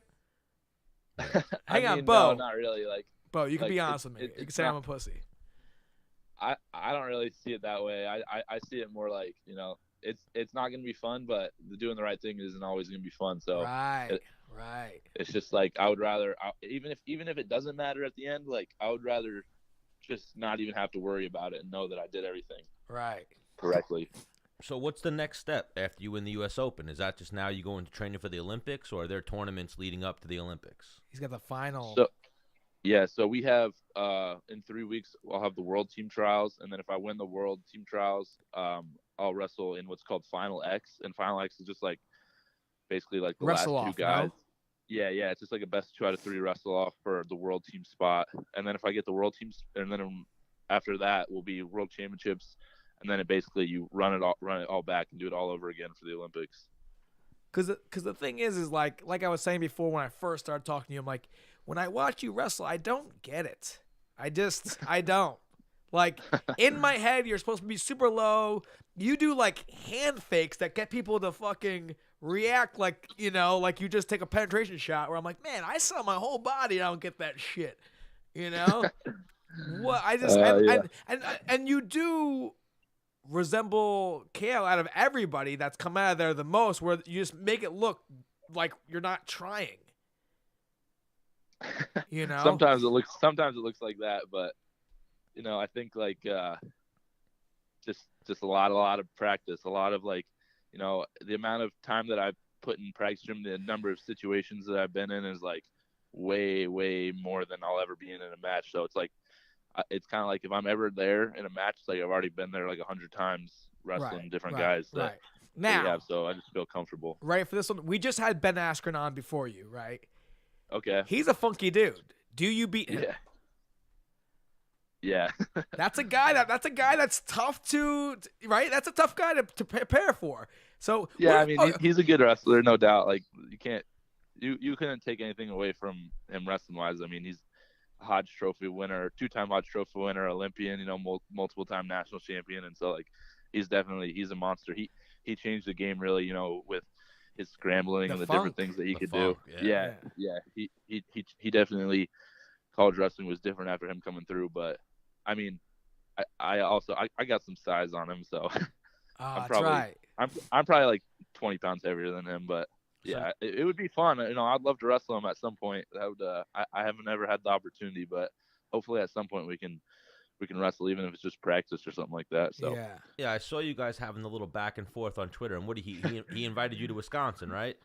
Yeah, well, it's kind of funny. I've been thinking about it. So like, obviously when I'm in the NCAA, it's like we have tons and tons of restrictions and things that we can't do. And so like, as soon as my eligibility was over after the nationals, I was like, all right, like, let's see what's up. Like, I'm gonna see if he wants to like wrestle or something. We could like maybe do it like at make an event out of it, and it would be fun. And I talked to him a little bit about it, and it didn't work with our schedules, with me training and trying to make the world team and stuff. And then it was kind of funny, like after I called him out, like 10 other people did, and I'm like, okay, like, what, do your thing, like, no worries. Where do you see him and Burroughs going? That's gonna be fun though, right? Right. Or do you think someone gets rolled that's over in 10 seconds? I don't think the only way that would happen is if Askren, caught him in a cradle or put him on his back. I feel like, obviously Burroughs has a big advantage, just the fact that he's full-time training wrestling, right? And Askren's fighting. So like, just it's different, right? Like if you're training wrestling full-time versus you're training it, for specific to MMA. So I think that obviously Burroughs would be a big favorite, but you can't count Ben out, right? Because again, he's able how to do you train for him? If he's able to defend him, yeah, right. If he's able to defend the takedowns, and if he's able to, I think the biggest thing is not getting both his legs trapped, because it's hard. It's a lot harder to scramble out of a double leg than just a high C or a sweep single. So which I think that his bread and butter. We'll see. Yeah, we'll see. I mean, I could see it. I could see it going. Burroughs gets a few takedowns. Askren scrambles out of a couple, and I feel like it'll probably be like an 8-4 match or something like that. All right, I like that. It's a fun match. Oh. You're not? Are you going? It's gonna. Will you be there? I'm not sure if I'm gonna go yet. So, my one of my training partners, David Taylor, is going to compete out there, and I might go with him to just help him get warmed up and stuff. But I'm not 100% sure if I'll be there. Hang on, ready for this? Dude, I live on Long Island. It's a 50-minute train ride. Like, dude, we can have a sleepover. I have a sauna in my house. I got like a little, me and you can like play video games and just bro out, I'm down. Do you play video games? No, not really. Yeah, you don't got time for that shit. It's for losers. I don't play much. Just kidding. So a little birdie told me that after the Olympics passed, like, you might want to play a little punch face for money. Oh yeah, I'm gonna fight. Ooh, I like that. Yeah. Yep, so now, have you done any training yet, or you're just waiting for be done with the wrestling first? Yeah, so I'm gonna just focus all my efforts on wrestling. I have sparred a few times boxing and done some jiu-jitsu and stuff like that, and but never like consistent training or anything like that. Just more like I have a couple buddies like on the boxing team at Penn State, and I'll go spar with them like once in like I've done it like 2 or 3 times, and just kind of felt it a little bit. Do you win? No, I'm not. Was that? Do you win?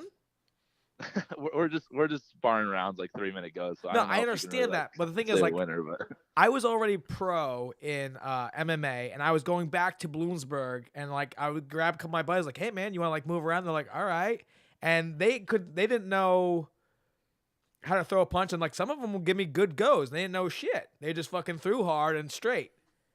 My buddy Matt Moley was a 3-time All-American. He fucking gave me some good fucking rounds, and it's like his 6th time putting gloves on. I think he watched Rocky or some shit.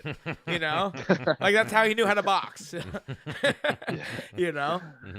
I got you. Yeah, it's fun. It's competitive for sure. I'm not out there like getting messed up or anything. Right. But like, yeah, it's fun. I love boxing. Like since I decided that I wanted to fight for sure, like I've been following boxing a lot and like just like getting more and more into it. So it's really fun to me. But yeah, like for now I'm just focusing full time on wrestling. I might spar here and there once in a while, just and like do some hit some pads and stuff, but it's not gonna be consistent training until I'm accomplished my goals in wrestling. It's a great cross training tool though. Yeah. You know, to get to stay in great shape and, you know, test some different muscles and you know, it's a great cross because wrestling can be very fucking hard, especially when you've been doing it for fucking ever. You know exactly what to expect and who's good, how it's gonna be hard or difficult. Where like MMA, like you don't know what's going on. Like I'm just gonna try my hardest and like it's gonna be kind of fun because I'm gonna win. You know? Yeah, it's definitely different. It's like I'm in good shape, right? Like I can wrestle forever, and like when I go in there and start with my buddies, like I'll go a couple rounds, and my shoulders and my chest and my arms are like dead tired, and I'm like, yeah, wow, but you're like, I'm not a bitch. I'm not a little, yeah.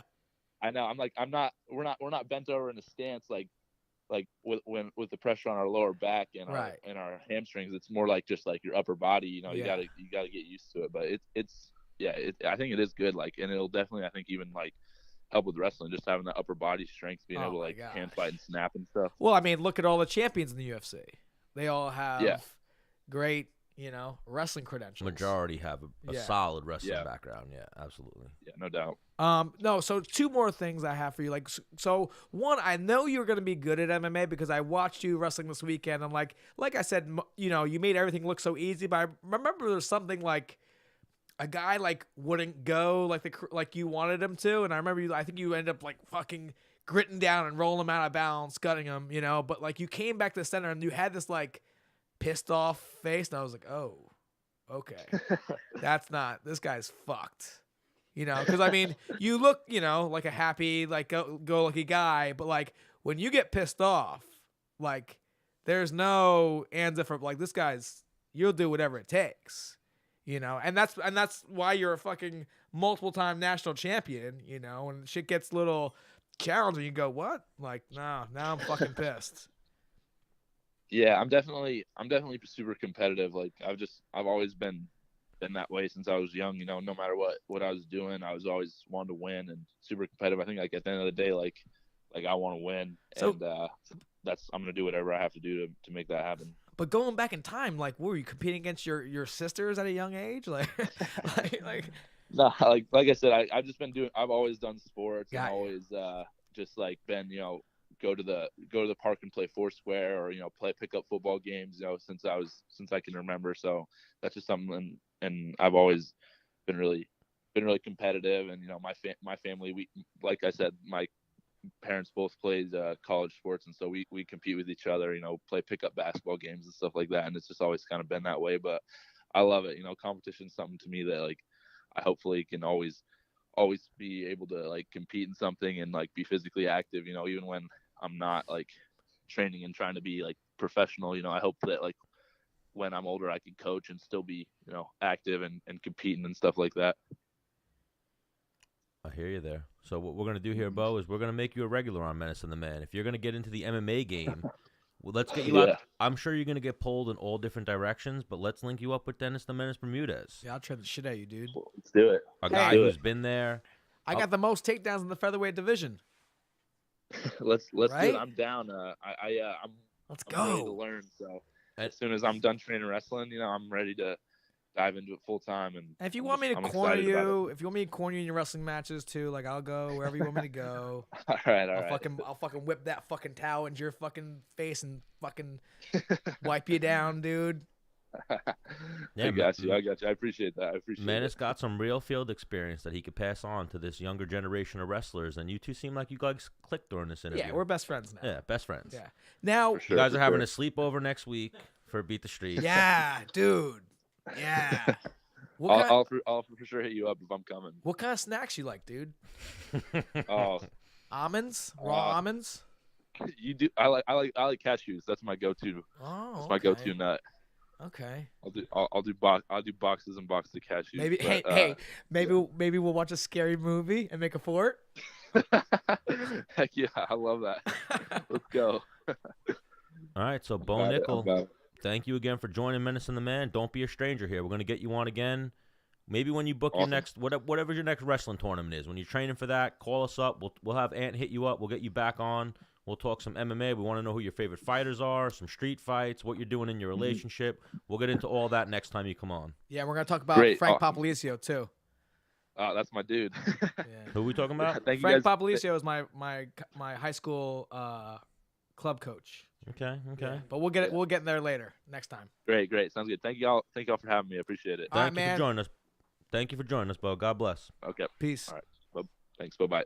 I like that. Mm-hmm. That was good. God bless. Mm-hmm. That was really good, Stan. And God bless. So now, should we go for Bryce? Yeah. B Money, you call him? I like that. Ooh, yeah, he is B Money. I've seen that. Yo, this next kid, he's like a fucking, yeah. Does he roll with Oh, because I would looked at his thing at L40, right? No, that's still in place, yo.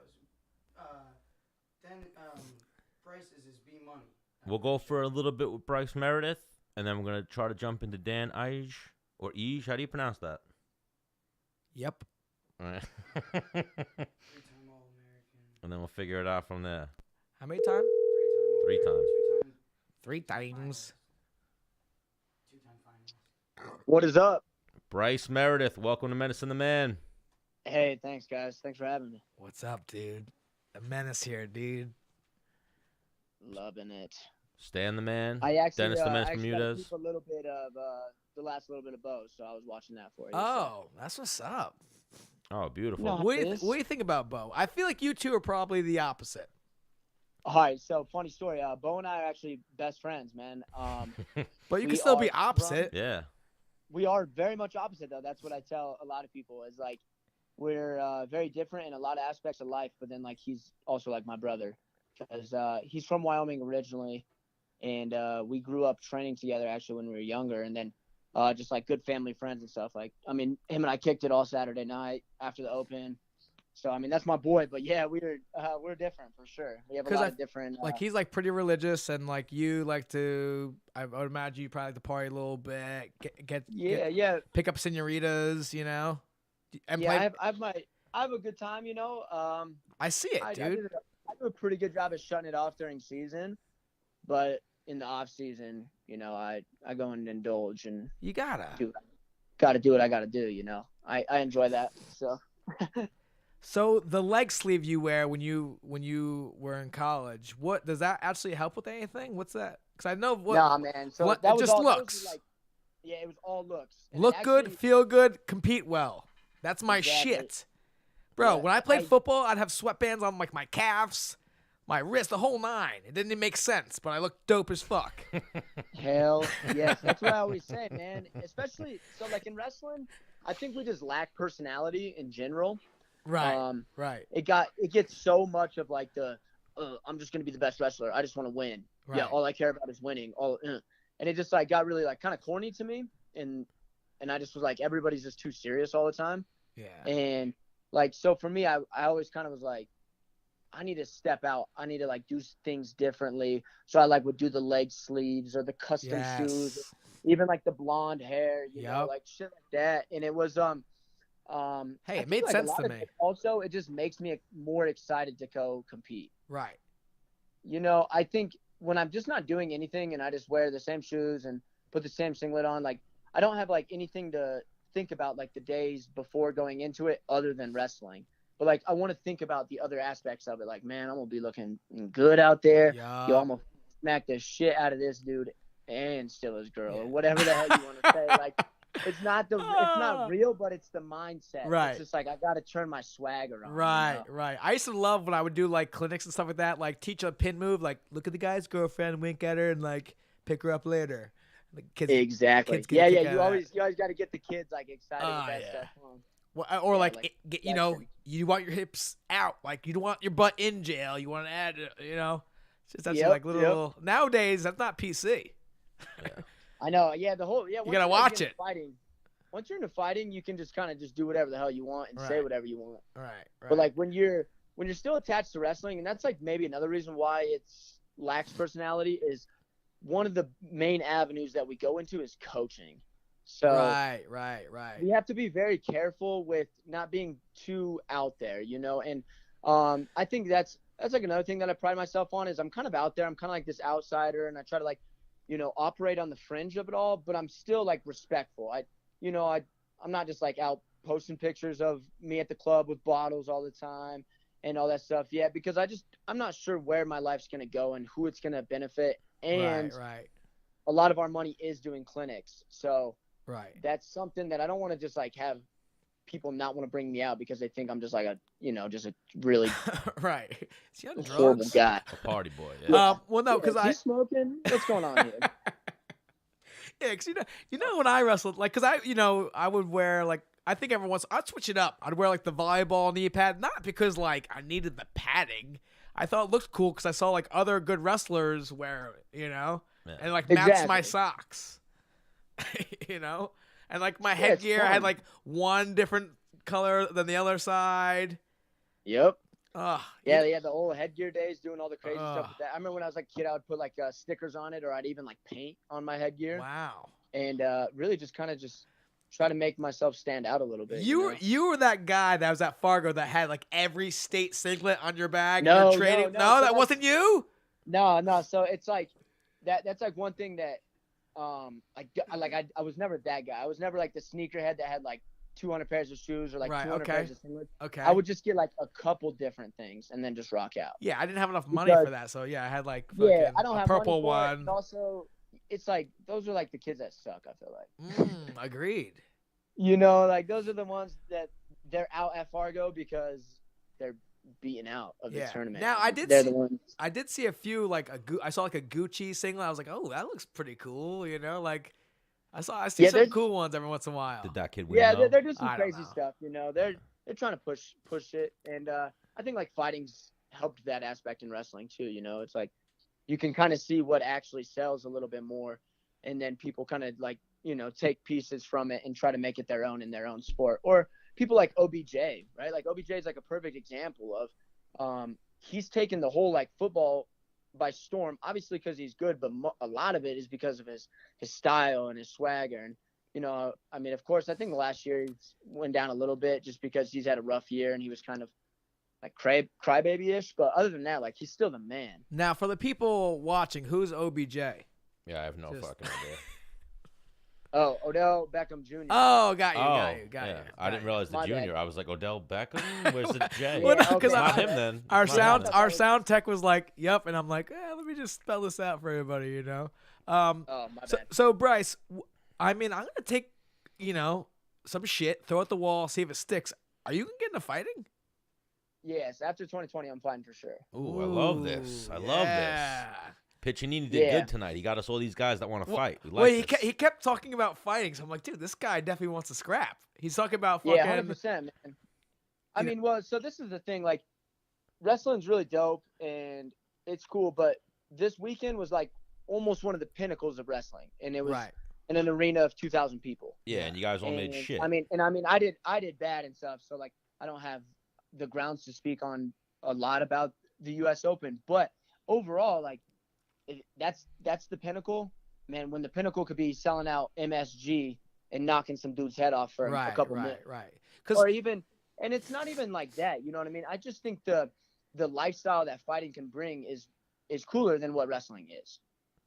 There's like a little bit more of the fame and glamour, but also I'm more interested in like the training aspect of like every single day is very different when it comes to fighting. Right. You have to go in and you got to hit miss. Then the next day you got to go do jiu-jitsu. Then you got to go in and wrestle. And you know what I'm talking about. And that seems really appealing to me because wrestling gets very much You lift, you run, you drill, you wrestle. That's it.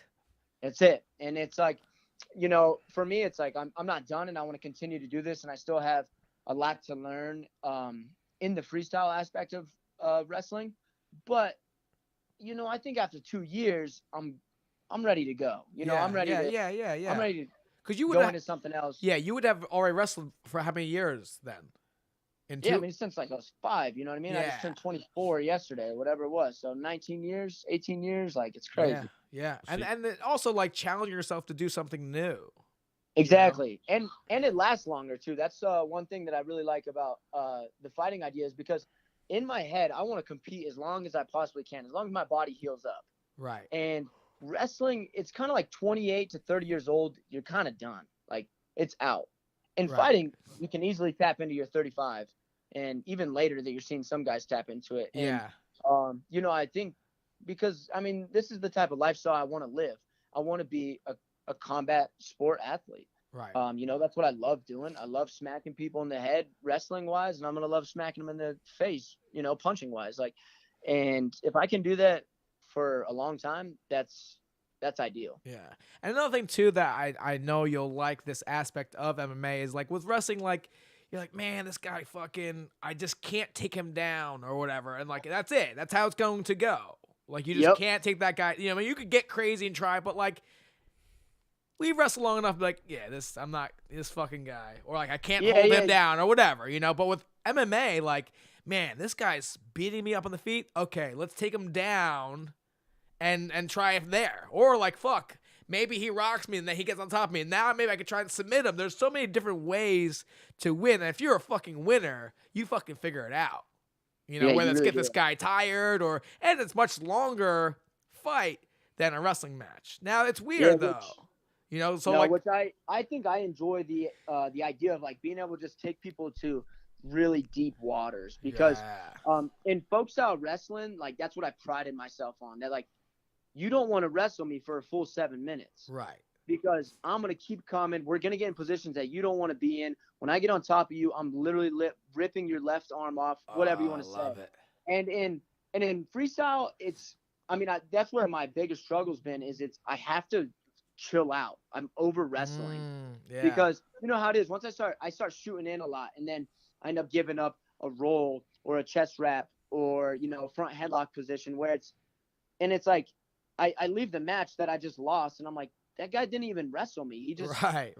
It rolled me, you know, right. or whatever it was. So it's, you know, I've been fighting demons and trying to figure it out, and it's making me a better wrestler, which will of course make me a better fighter in the long run, just because naturally I've had to start shooting a little bit higher level shots. Yeah. So in fighting is huge, right? Like you're not going to be sitting there ankle picking or shooting low on people. Right. Like not having shoes on is a completely different sport. Very. Yeah. So, you know, and like I've learned those things a little bit as I've rolled with people and I've gone into jiu-jitsu and stuff like that, but there's still a lot that I have. Now, I mean, I haven't learned shit.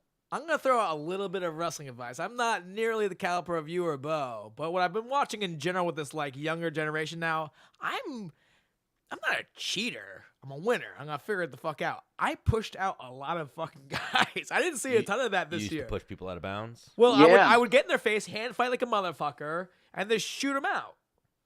A lot of these guys are wrestling in the middle, and they're going for very dynamic low shots where, like he just said, he can, like, in folk style, he'll wreck this guy, but this guy locks in the crotch and just rolls him over, and it's like, what? And then they do it again, and you're down a ton of points quick, where, fuck, man, how am I'm not good at rolling people. How am I going to come back and beat this guy? Then you start getting really aggressive. You're like, let me fucking grab a hold of you. I'm going to throw you in the fucking stand, you little bitch, because you're being a pussy. Fucking, exactly. Let's get after it. But like, nah. Yeah, I mean, that was about the only good thing I did from this weekend was my hand fight was just vicious, you know? Yeah. And, I mean, it throws people off for sure. They're just like, yo, what the fuck? Why is this guy hitting me so hard right now? Yeah, like a little headbutting. Like yeah, just, you know, I'm just like real active with my arms. I'm like a long guy, so like I got good range with it and stuff too. So it just makes people feel uncomfortable when I'm smacking them and snapping them down hard. But then again, I get just a little bit careless for freestyle wise, and it's a learning curve. You know, I've been wrestling freestyle for 6 years, so it's I'm being like hard on myself, I think. But then again, like it's hard to go from almost 100% confidence in every single position in folk style to now I'm like confident in. You get deep and you're like, ooh, I don't know. He's got this weird lock. I don't know what I should do here, kind of. And like in that second that you freeze, your momentum's already going the opposite way that you want it to go. And you're like, ah, fuck. Absolutely, man. So it's, you know, it's cool though. It's putting me in a position that I think I'm gonna fall into in fighting very, very quickly. Where it's you don't know shit, so you better make sure you learn how to figure it out. And you know, I'm gonna have to do that the next 2 years, and then the next 15 years of fighting, or whatever the hell it is. So, Bryce, what are you thinking as far as timeline? When do you see yourself getting into a cage? So I mean, when I start talking to like MMA managers and stuff like that, you know, we all talk about right when 2020 gets done, depending on when that gets done and how that gets done. Then you go in and probably about like 8 months after that. You know what I mean? 8 months to a year. I got to get in. I got to learn a lot of stuff and then get those, you know, your first couple fights in that are just mandatory. You just got to learn how. I mean, it's being locked into a cage with somebody's. It's different than anything else that anybody's ever done in their life. You know, street fights are all crazy and hectic, and they're not really like a real strategic cage fight. It's different. Right. It's a sport. So you got to learn how to manage that. And you can see people like as simple as like Aaron Pico. Like, he's so fucking tough, but he still is, you know, lacking his knowledge inside the cage. And now he's 4-2, and he's one of the greatest like prospects we've ever seen. So Yeah. you know, you got to take things a little bit more smart than that, because I mean, for some people, if you're marketable and you know the wave hits you correctly, you can get those title fights quickly. But if not, then you're just sitting there stuck with like a 9-4 record, and you're stuck at the eight person, and you can't even get a, you know what I mean, a spot. Yeah, I remember watching Aaron Pico wrestle Russia in Albany, and he was like 18 years old. He beat like a grown man. I was like, what I the know. fuck? And then people were like, he wants to get into fighting. I'm like, please do not go in the UFC. So he's wrestling at 145 and a half.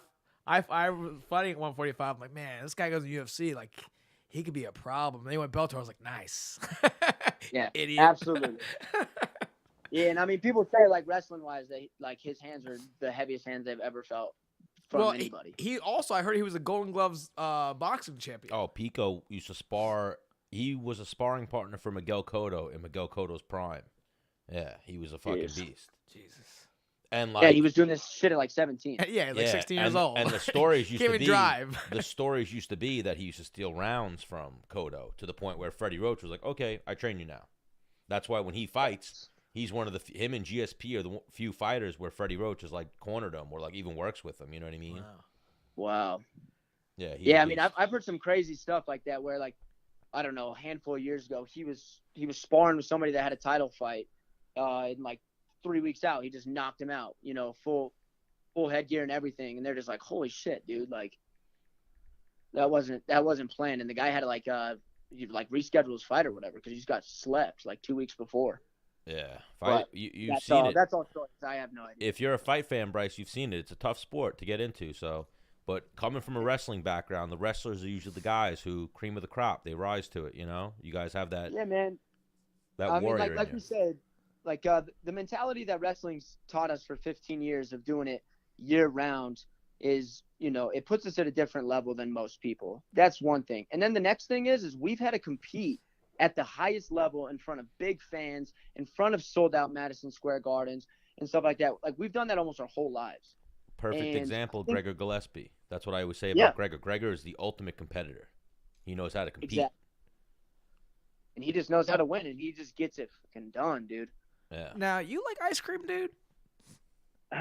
So that actually came from like a street artist. Okay, so people that don't know, like my logo is Bee money. It's like it's Ice a ice cream cone, but it's a bee with like a money line through it. So it's kind of like the bee money, that kind of aspect. It was kind of fun. And one of the main reasons why I did it, and this kind of goes back to what I was talking about at first, is I'm so sick of like all athlete symbols just being their straight up initials.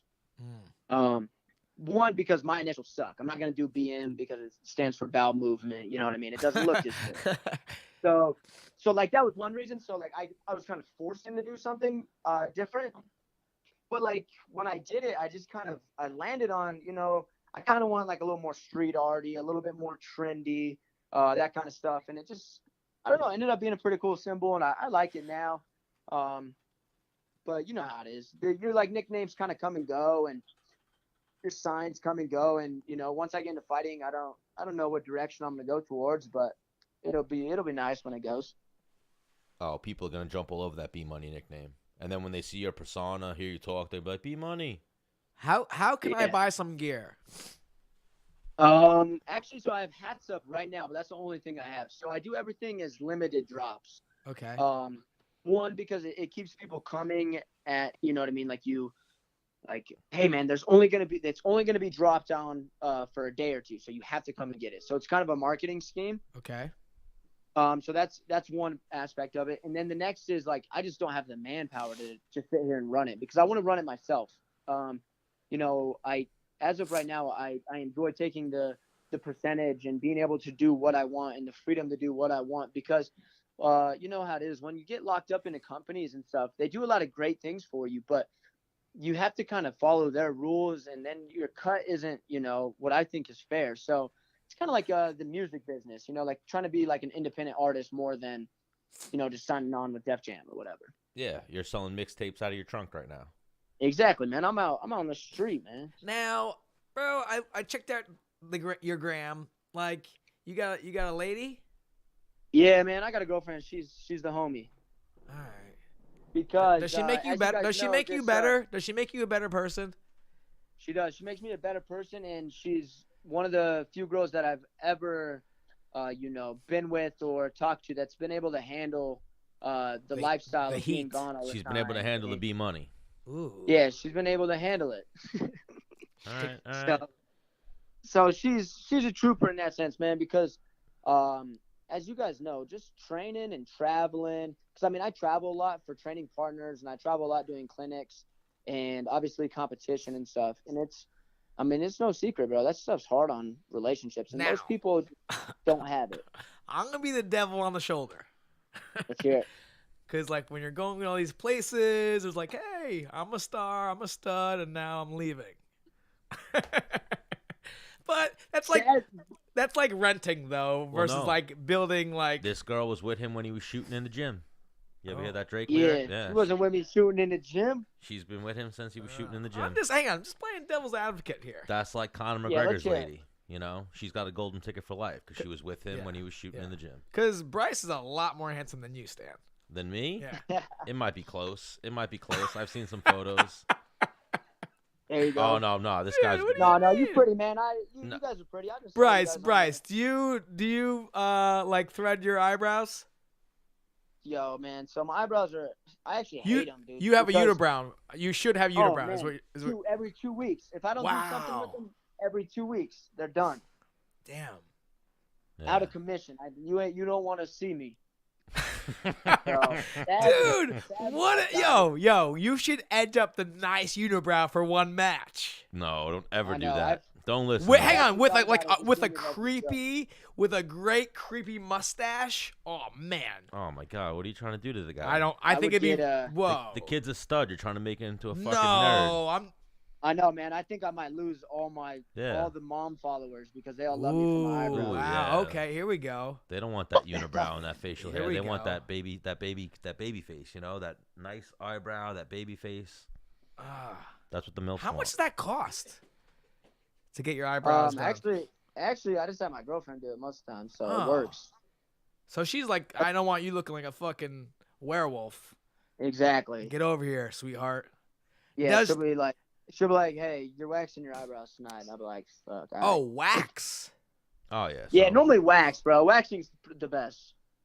Cause tweezing, they could be like a little bitch and like take it out slow. You're like, what? Just fucking rip it out. Yeah. Don't fucking like torture me. Like you gotta wax them and tweeze them. You gotta do it all. Oh wow. How long does this take? Don't ask me, man. I don't know where it came from. I don't know what just. You don't wax your bush, do you? No, fuck no. I wasn't sure. What about like your legs? Nope, I don't. No, I don't do nothing. Just trim up the body hair and wax that, bro. But you shave your legs before you wrestle, no? No, I don't shave. Really? Oh my God! Fuck yeah, I do. If you're gonna touch my leg and I'm sweating, you ain't fucking hanging on this fucking thing. Yeah, that's what I mean though. I think like in fighting, like because I've heard of other people doing that for the slickness is like. It's really easy to limp leg. You're almost dude. Oh my God, dude. I used to roll up to tournaments, and you know how you were there like 2 hours before. Yeah. I would go directly in the shower and fucking shave my whole body. Like, oh, it's fucking wrestle, bitch.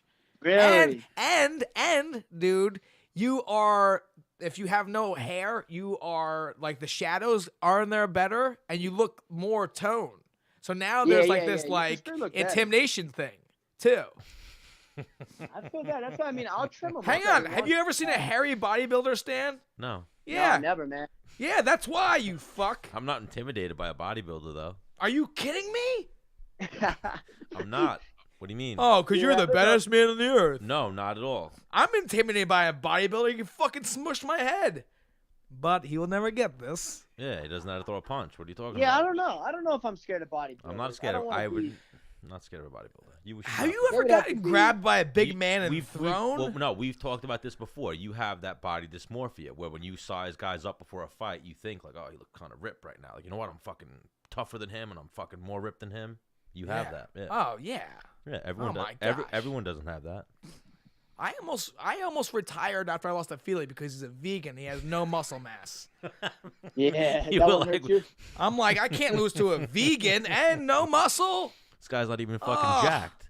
He's got a good tan though. Ah. Feely's got a good tan. He does. He's got a great tan. No, yeah, he's got a good haircut too. He might have some dope tattoos if you're into tattoos. So I mean, but yeah, I get what you mean. A vegan doesn't even eat meat. Well, I mean, listen, in terms of like, athletics, like, I never played with the skinniest fucking G.I. Joe. I wanted the fucking most jacked dude. Like, I was into fucking superheroes because they're fucking jacked.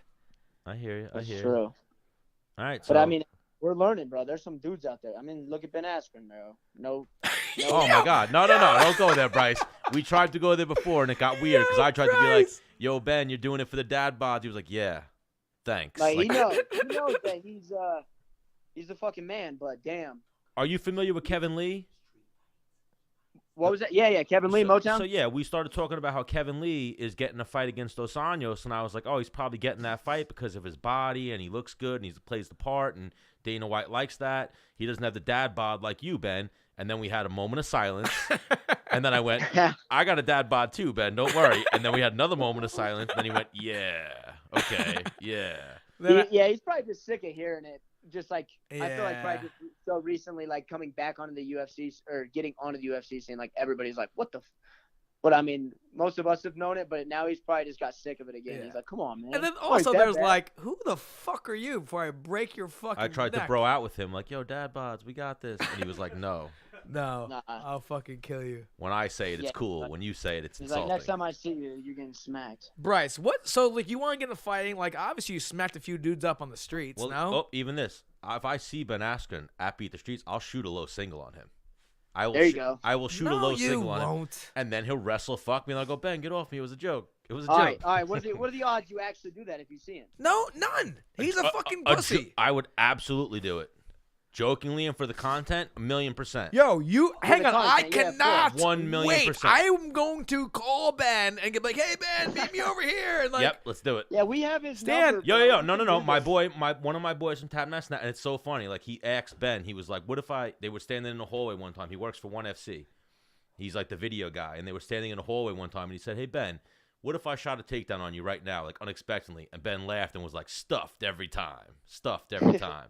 So I'm just going to, no, I'll- don't. I actually, I He- do he- want you to get like fucked up. He's but a playful dude in my mind. Imagine if I shoot like a low single, he grabs me like collar tie, starts throwing up. no. What if he spikes your face into the concrete? That could happen too. And now he feels Yo, like an knowing- asshole because you're knowing- bleeding out of your knowing mouth. homeboy's luck, and then he him would and take Dana a White low are single shot actually and going to break become his best ankle or friends. something. What'd you say, Bryce? I know. He's being rude. Said you would take the low single shot on him because he's just like in normal tennis shoes, walk around and hurt the dude, Yeah. like hurt his Hang on, ankle or hang on, something. And then Rafus? he's like, all right, Hang on. you just ruined my Stan, next fight. Stan, tell Bryce your record in wrestling in 10th grade. My record in wrestling, I was a 500 wrestler. I wasn't good. I wasn't Hey, good. Hang on, man. dude. But Ben Bryce, will see no, that no, thing coming from a mile away and just no, fucking my takedowns lift weren't- his leg. Right now, my takedowns are probably bad. I haven't shot a takedown in probably like 2 years. And but- his leg's broken. and my leg was broken. 19 months ago, he broke it. Still broken. Oh, so your leg was you would shoot the single and then re-break your leg. Probably. But that's why I'm just gonna dive for an ankle pick. I'll shoot real low, Oh, God. and then when Ben reacts, I'm like, I fell. I didn't shoot a takedown. You dick. The fuck you wrestling me for? The fuck you wrestling me for, Ben Askren? I'll sue this guy. So, like, I was going somewhere. Where were you going? No, like, this dude wants to, like, get into fighting. Obviously, he smacked a few dudes up on the street, no?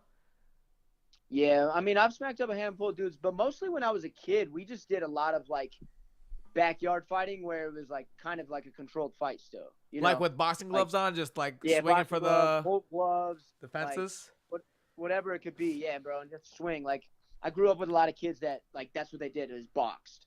Okay. So anytime, So you guys we be start slap arguing- boxing and shit? Anytime we started arguing, they'd be like, "Get the gloves on, let's go." So I mean, we would do that a lot. But that's what I always say. Like in junior high, in high school, in junior high, I never. Oh, hold on 1 second, Bryce. Yeah, you can't send me shit because I want to click my phone. You there?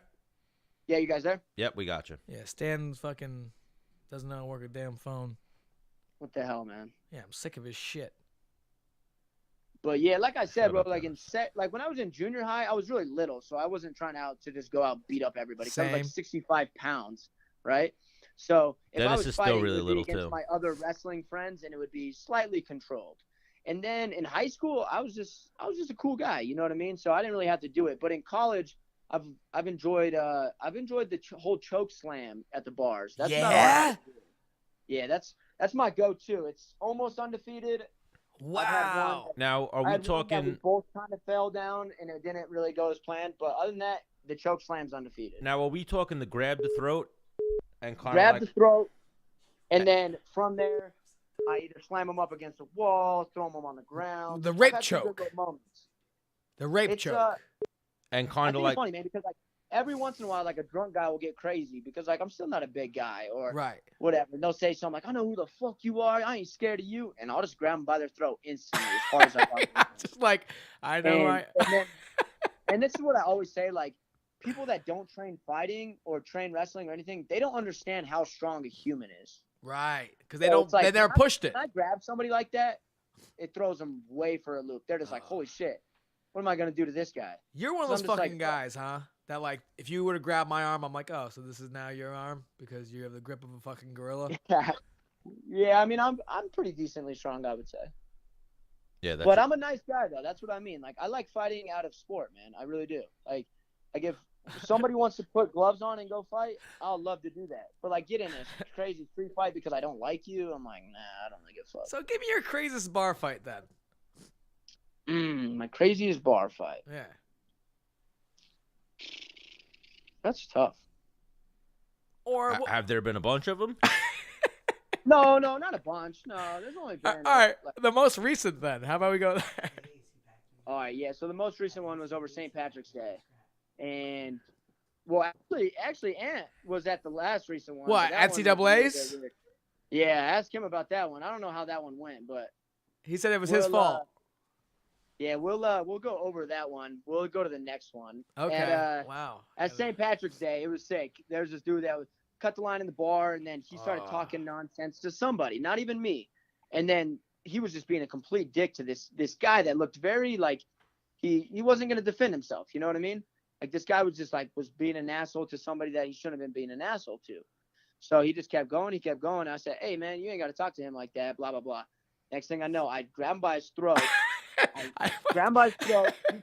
He tries to swing at me or whatever.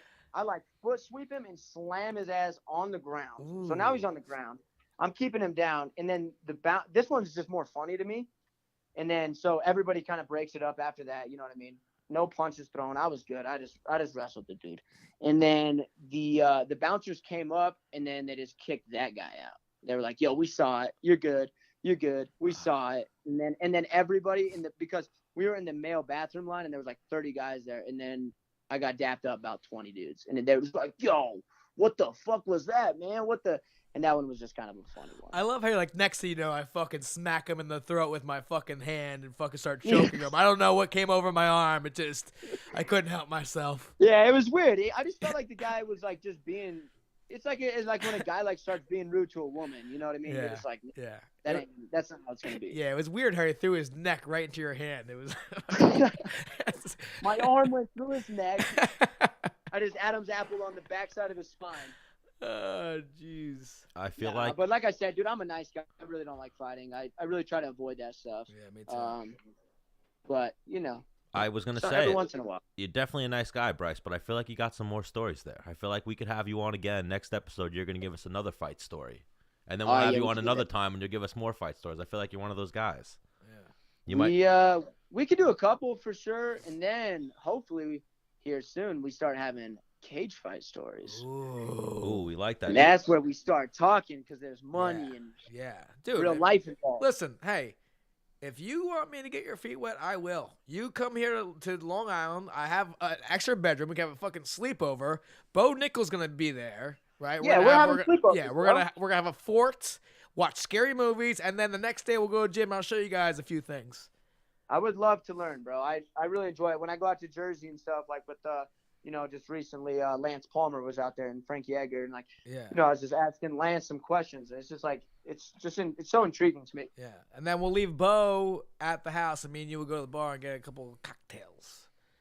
Hey man, he'd come out too, bro. We went to hang on. Does he throw a few back? Just because he is. I don't know if I'll say that, but he comes out to the club. Oh, yeah. All right.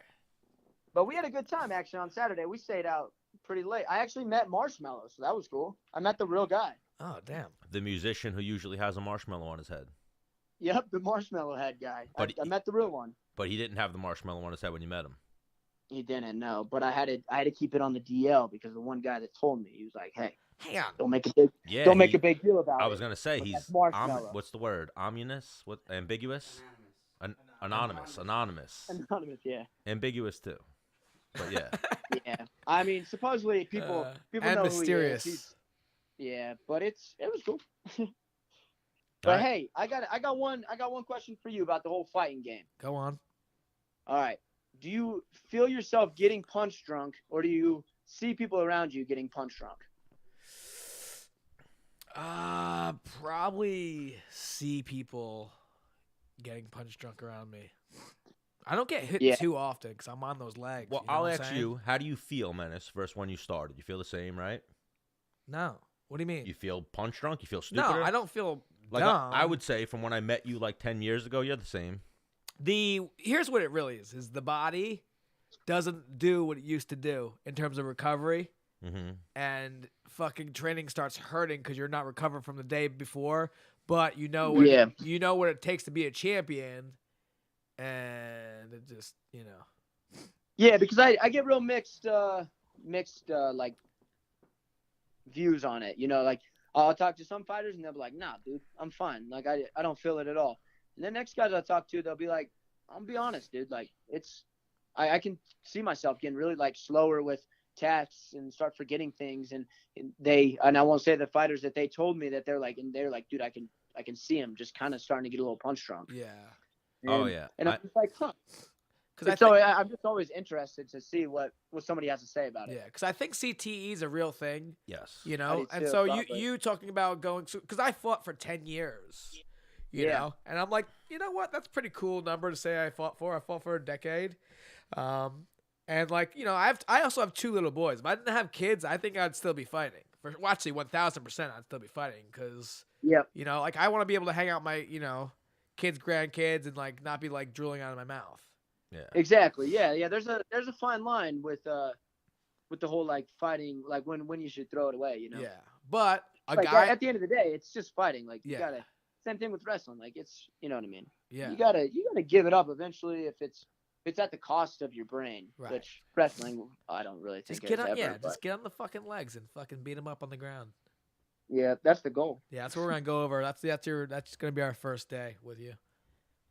All right, so Bryce Meredith, we appreciate you for joining us, and hey, man. Don't be a stranger here at Menace, man. We definitely want to get you on again, and when you book your MMA fight, we want to be there, be a part of it, the whole nine. You know what I mean? I want to know more about 2020 Olympic. I know. I gotta get there, man. I gotta get grinding. Yeah. Why? What do you think? You going for the Olympics? Yeah, dude. That's what he just said when he got on the fucking interview. I thought he was saying he wanted to go to MMA.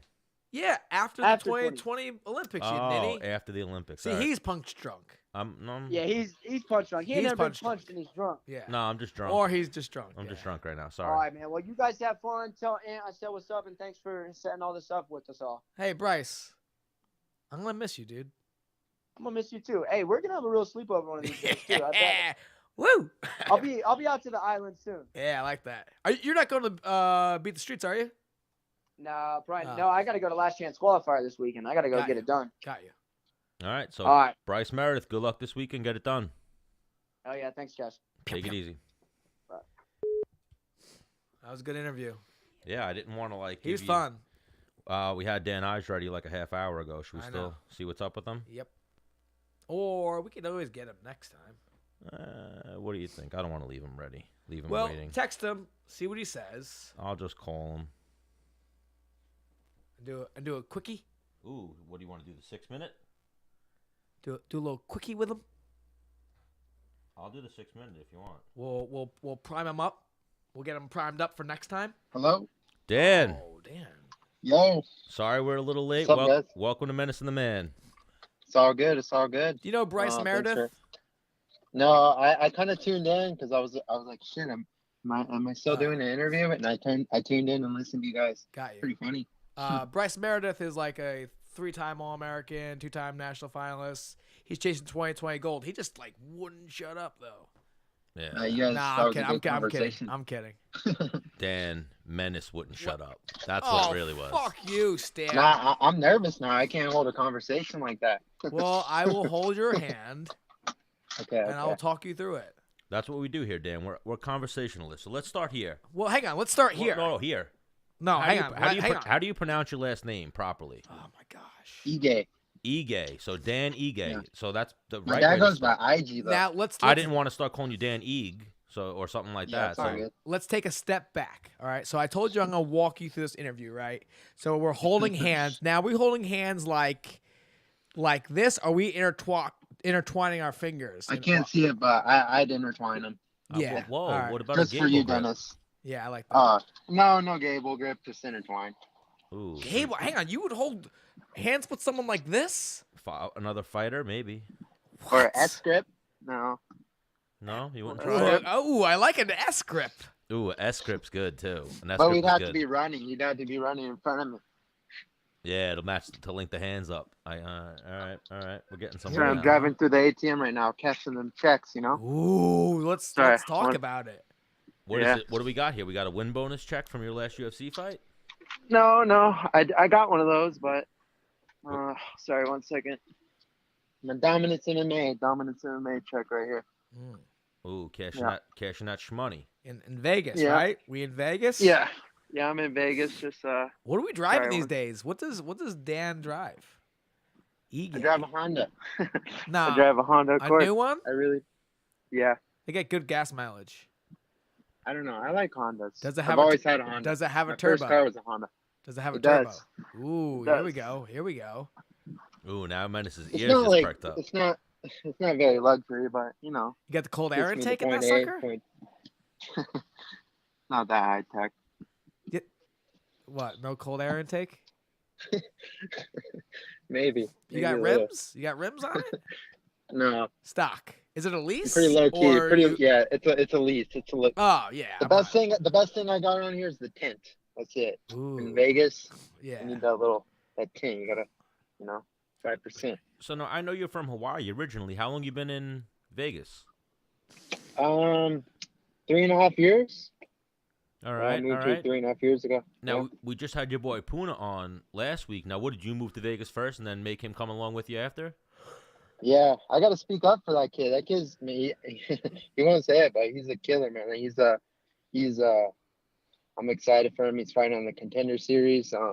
But that kid could be in the top 10 of the UFC middleweight like right now.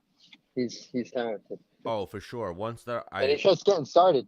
once I was having him on the show and I watched some of his fights, he's got dynamite in his hands and his feet. So And his fights don't get out of the first round, right? He is a crazy wrestler too. Like people don't even know that. He could take anyone down. well, you know what it is, yeah. How many crazy wrestlers come out of Hawaii? It's not known for producing the top wrestlers, but Yeah. It's not. Yeah, he's just funky. it's known for producing tough dudes. So now you grew up in Hawaii, born and raised, right? Yeah. I was born in California and then I moved to Hawaii when I was super young, and I basically lived there my whole life. So we had Puna So- on, and Puna had never been in a street fight before. You've been in some street fights, I'm sure, right? Couple.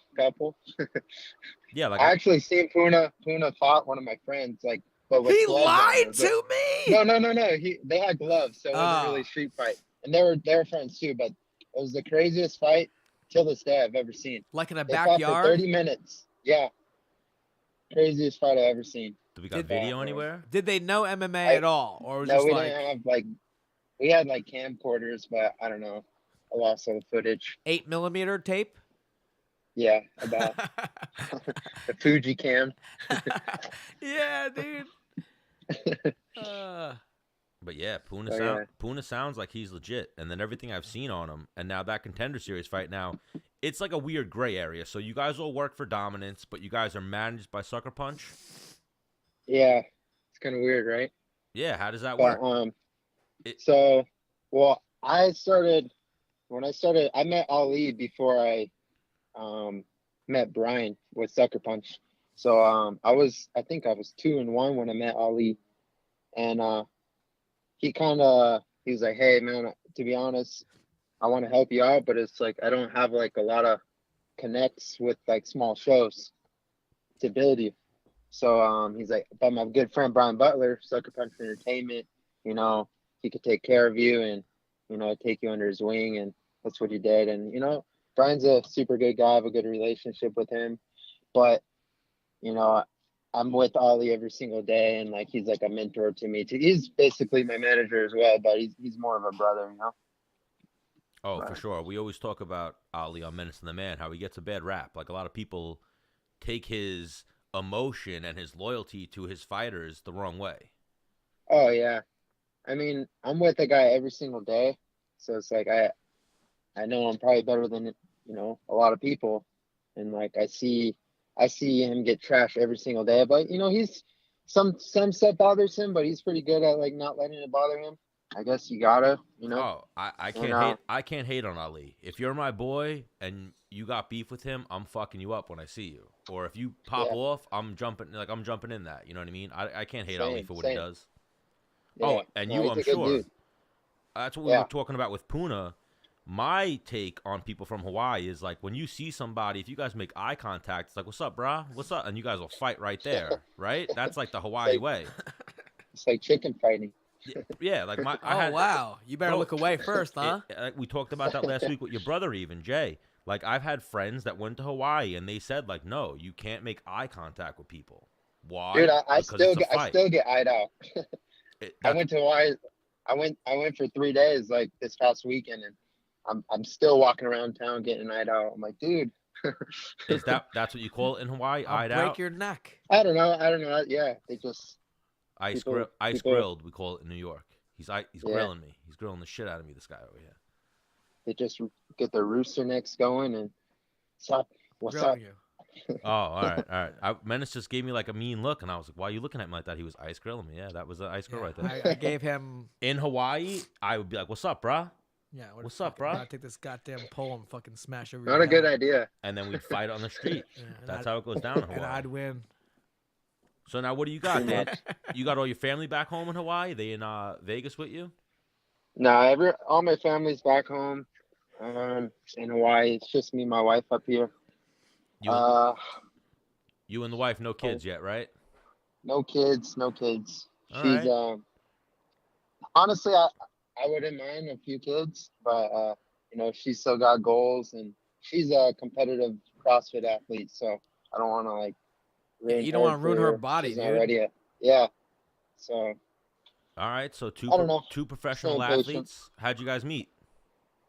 Hang on, let me rephrase that. So, how'd you guys meet? We're good friends in high school.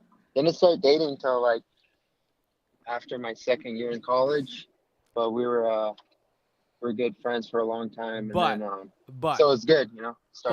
I was in the friend zone for a long time. Really, you never got to go in high school while you guys were friends? No. No. Oh. Yeah. And wait, while you were in the friend zone, was she the girl for you?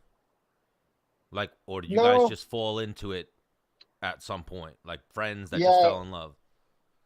Honestly, Or were you guys kind of drunk in college? Like, hey, like we've been friends for a while. Like, you want to make out? No.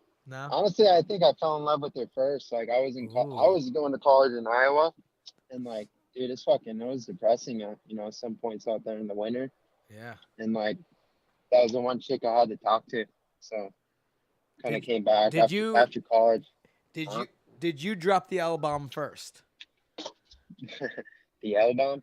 The L bomb. I might have felt it first. But you're He like, said it. But you're like, I'm gonna hold out. I'm gonna hold this one right here.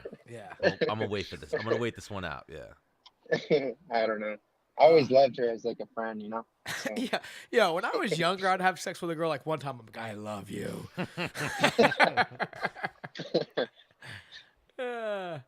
Never for me. I'm Never such for a me. loser. Never for me. Never for me. We're happy. So Dan, after this last win, what's going on with you? You got any word from the UFC on the next fight? I actually do. I just got offered. I don't have a contract yet. But I verbally agreed to fight. So are you a free agent right now? Technically? No. I signed a new deal last night. Oh, last got fight you. was New my deal. first fight Okay. on my- Who did they offer you? Can I say that? Absolutely. Sure can. Kevin Aguilar. Oops. All right, Kevin Aguilar. I don't think Kevin Aguilar wants that smoke. No chance. Yeah. I like Probably that. why I didn't get the bout agreement. Ooh. Oh yeah. He probably. It's been a while. What are your thoughts on that? Like people being like, "Hey, you want to fight this guy?" And they're like, "Nope." And like that, I've never turned down a fight I was ever. just gonna say, have you ever turned down a fight? Yeah. No, never. You No. You I pulled mean, out of I injury, guess that's what it. managers are for. Well, the thing is, You know? also like the UFC either likes you or they don't. So I know like people that get offered like one guy to fight, and it's either yes or no. But like someone like myself who throws down and they I've been given 5 guys. Pick one. Who do you want to fight? All right, cool. Yeah. Yeah. And I've heard those other type of guys. We know some of them that get offered that one guy, and then when it's like, oh, you don't want to fight this guy? We'll cut you fucking tomorrow. Like, Yeah. if you don't want to fight this guy, and it's like, Yeah. oh, well, my friend Dennis got offered 5 guys. I can't get 2. You know. And it's like, no. I feel like I have a pretty good relationship with the UFC, and I'm in a good spot, and I basically work for them. Yeah. Oh, for sure. And I think So- you're very marketable too, because they're trying to get into that Hawaii market and just keep growing. You know, just getting out in more and more markets. He just needs bigger. You need even more Hawaiian tattoos. I know it's been a while. I mean, you know what you Definitely need. You need that rock shoulder tattoo. Yeah. That's like the Hawaiian. And have it go all the way down your side, all the way to your right knee. Who's the other guy? Is Tyson Pedro? He's Spanish, right? No. Tyson Pedro. Is He's he from Hawaiian? Australia. He's I think. from like yeah, that's like a He's Polynesian, but it's all people who are all Polynesian. yeah, All Polynesian. got that. He's the guy who Ollie popped in my Flesh. head. I know he's got the rock tattoo, and I know UFC. Like I feel like they push him a little bit. What's Yeah. Travis Brown? Is he Polynesian or is he more Hawaiian? I think he's Hawaiian. Yeah, same. He's he's from Hawaii. Got you. Cause he's got the dope Hawaiian leg tattoo Yeah. on the one Yeah. leg. I fucks Yeah. with that one. I think it's dope. Yeah, the thing goes all the way up his leg. If I was Hawaiian, man, That's my goal. I mean, not my goal, but You're- something I want to do. Like, because I got my calf on the inside and then the outside, but I want to go all the way up my quad. Yeah. And just, So I you don't want to be like the male Ashley Evans Smith, yeah. But with Hawaiian tattoos. Exactly. but all Hawaiianed up. Now, how close And to a nose your ring. how close to your package are you cutting that tattoo off? I don't know, man. I That's a feel like good that would get question. very, very, very, very, very, very, very, very, very, very, very, very, very, very, very, very sensitive up there. Oh, dude, look, your groin. Oh, Oh, that's the oh, worst, I bet. oh. Yo, I have no tattoos, so I don't even want that needle touching me. I can only imagine the pain that is. no, you should definitely get a tattoo, Stan. What should I get? Menace and the Man on my neck? Bingo. Something like that? Yeah. That's what I'm thinking. Or like on your fist, yeah. like Menace and like sign man, and you're like, yeah, man. And then when I have beef, Do with it you, on your butt. when I have beef with you, I'll be like, which one you want? Which one you want? You want the Menace or you want the man? What'd you say, Dan? I should get it on my butt? Yeah, I love Menace and the Man. Ooh, all right. Don't say that, Dan. That sounds like a bad bet for Dennis that he'll throw at me when I'm drunk and I'll fucking lose. Yep. I'll wind up getting my first tattoo. Or No shame. like in your belt line, Ooh, It's good marketing. like the Menace, and then they're like, what's down there? And you're like, the man. bro. Yo, Dan's onto something there. That's amazing marketing. That really would be great marketing if someone got a Menace and the Man tattoo. Yeah. So we got to find that fan out there. Not me. Don't point to me, Pitch. I'm not getting that tattoo. No chance. I have no tattoos. I'm a blank canvas. Well, maybe Dan Ige will be the first guy to get the Menace and the Man tattoo. Yeah, like in like some Hawaiian print. Ooh, get that in like what's Hawaiian wording? Skrill, like you know how like the hieroglyphics, yeah, something like that. Get it in like hieroglyphics is you know what I mean, Hawaiian fucking Scripture. language. Well, don't you guys have your own calligraphy? Something. Writing, no? Language? No. I mean, yeah, we don't. We got like pigeon talk, you know, like pigeon English. Oh, so it's all English across the board. But it's, yeah. There's All right. no, like, honestly, not like, they'll teach Hawaiian in school, but, you know, no one speaks Hawaiian really. Well, I'm an idiot, Dan. I'm very uncultured. Don't be so I don't hard know a on lot yourself. about geography. Actually, you it's are all an good. idiot. Yeah. As we get further and further into episodes of Menace and the Man, people realize that, especially when I'm drinking. It's okay. That's right. Still But- love you. So Kevin Aguilar, if Kevin Aguilar doesn't accept that fight, when are we seeing Dan Ige? How do you pronounce it again? Give me one more time. Ige. Ige. I was Yeah. getting it right, and I fucked myself up. So when are we going to see Dan Ige back in the octagon? You looking for the summer? Yeah, summertime. Summertime. So, I mean, honestly, I would love to fight on that freaking Vegas card because it's here, but I don't really. Oh, what's It that? doesn't matter to me. to be International honest. Fight Week? Yeah.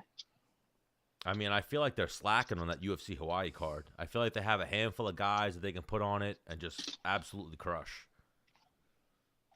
Now, I know, dude. is there an arena in Hawaii that they could even like put it on at? What's like the arena in Hawaii? How many does it seat? The college? No, yeah, the college would be the best. The San Sheriff Arena. They have the Blaze though, but it's not too. Actually, they just had Bellator there, and they did a really good show. Yeah, Bellator. From what I heard, I wasn't there, Bellator. but Surprisingly, Bellator beat the UFC there. I thought UFC was going to get there first. they're going back too, from what I've heard. Well, they have what? How do you? I don't know her name either. Emily McFarlane. She Is that just how you fought, pronounce it? right? Yeah, Lima. Oh, Yeah. she's a beast. She just won. Yeah, they have her, so they can market that. She's a very marketable fighter. Yeah, They bring that to Hawaii, and they got something.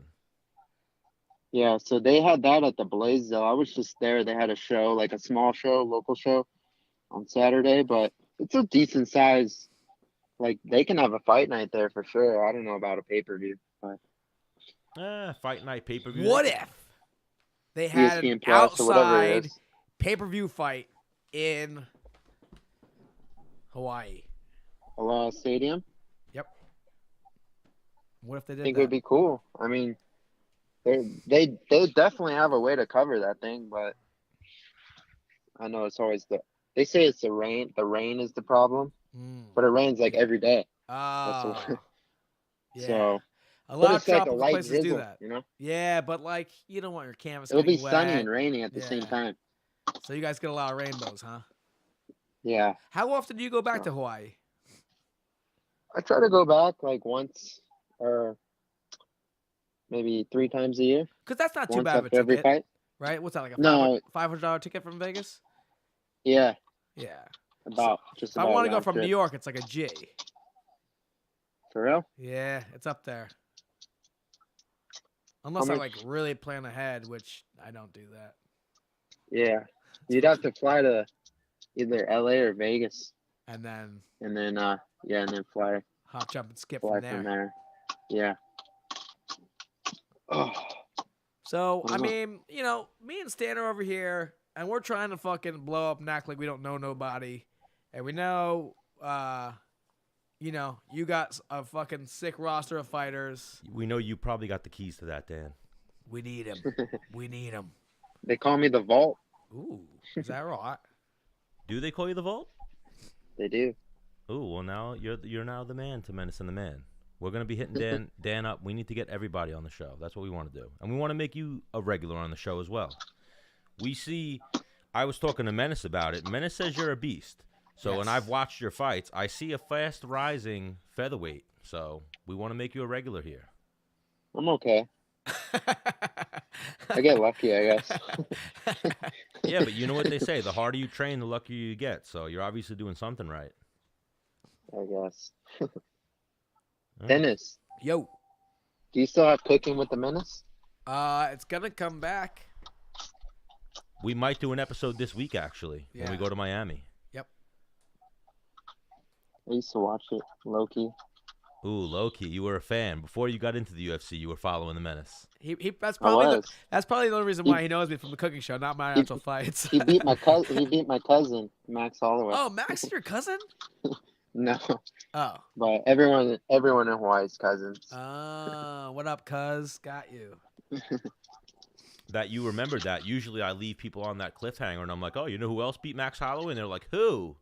And then I go, Dennis. Then I'm like, really? Or, yeah, all right, cool. That's cool. Really? That scrub? Yeah. Dan had that ammunition ready. Oh, so he remembers that day. You beat Hawaii's hero, Max Holloway. Yeah. Well, the thing is, so you know Kylan Karen, right? Yeah. So her and I kind of became. I had already fought Max, I think, and then her and I had the same manager. And so when we come around, it was like you guys are with your man, with Ali. You guys are very almost like a family, And I remember first being like, oh yeah, you're working with us, stuff like that, being very nice. And she was very off to me kind of at first. Really? Yeah. And that was why? Because I beat Max. And I'm saying you got to the root of the problem. That was why. Well, she never said it, but I would be fighting and she would be like, oh, hopefully my homie does it. And then Max would be fighting. She'd be like, oh, let's get him, Max. I'm like, yo, man, come on, we're on the same team. Nah, I know. Hawaiians stick together, man. They're from a small island. Yeah. You know what it is like, but us Long Islanders, similar to that, right? No. Right. You guys live on an island? Yep. Yeah, but sure even do. Island? I would think you guys are even a little bit more bonded because you guys kind of can't go nowhere. Like we could drive a car. Yeah. And we can go to New York or we can go to Pennsylvania or somewhere. You guys got to hop on a boat or a plane. Yeah, we're pretty fucked if there's a tsunami or something. Ooh, I say the same thing about Long Island, dude. Yeah, if sea level rise, we'd be fucked. Well, no, sea level rising takes time.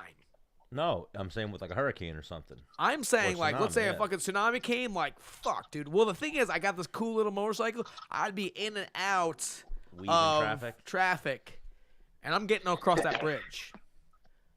Maybe. Or you definitely can't drive. Or Menace. Dan, this is why we need you. We're gonna get your fighters on the show. We're gonna blow up because we're having the fucking dope content, and then we're gonna buy a fucking boat. So if shit goes down, we can get off this island, and we'll take the goddamn show with us.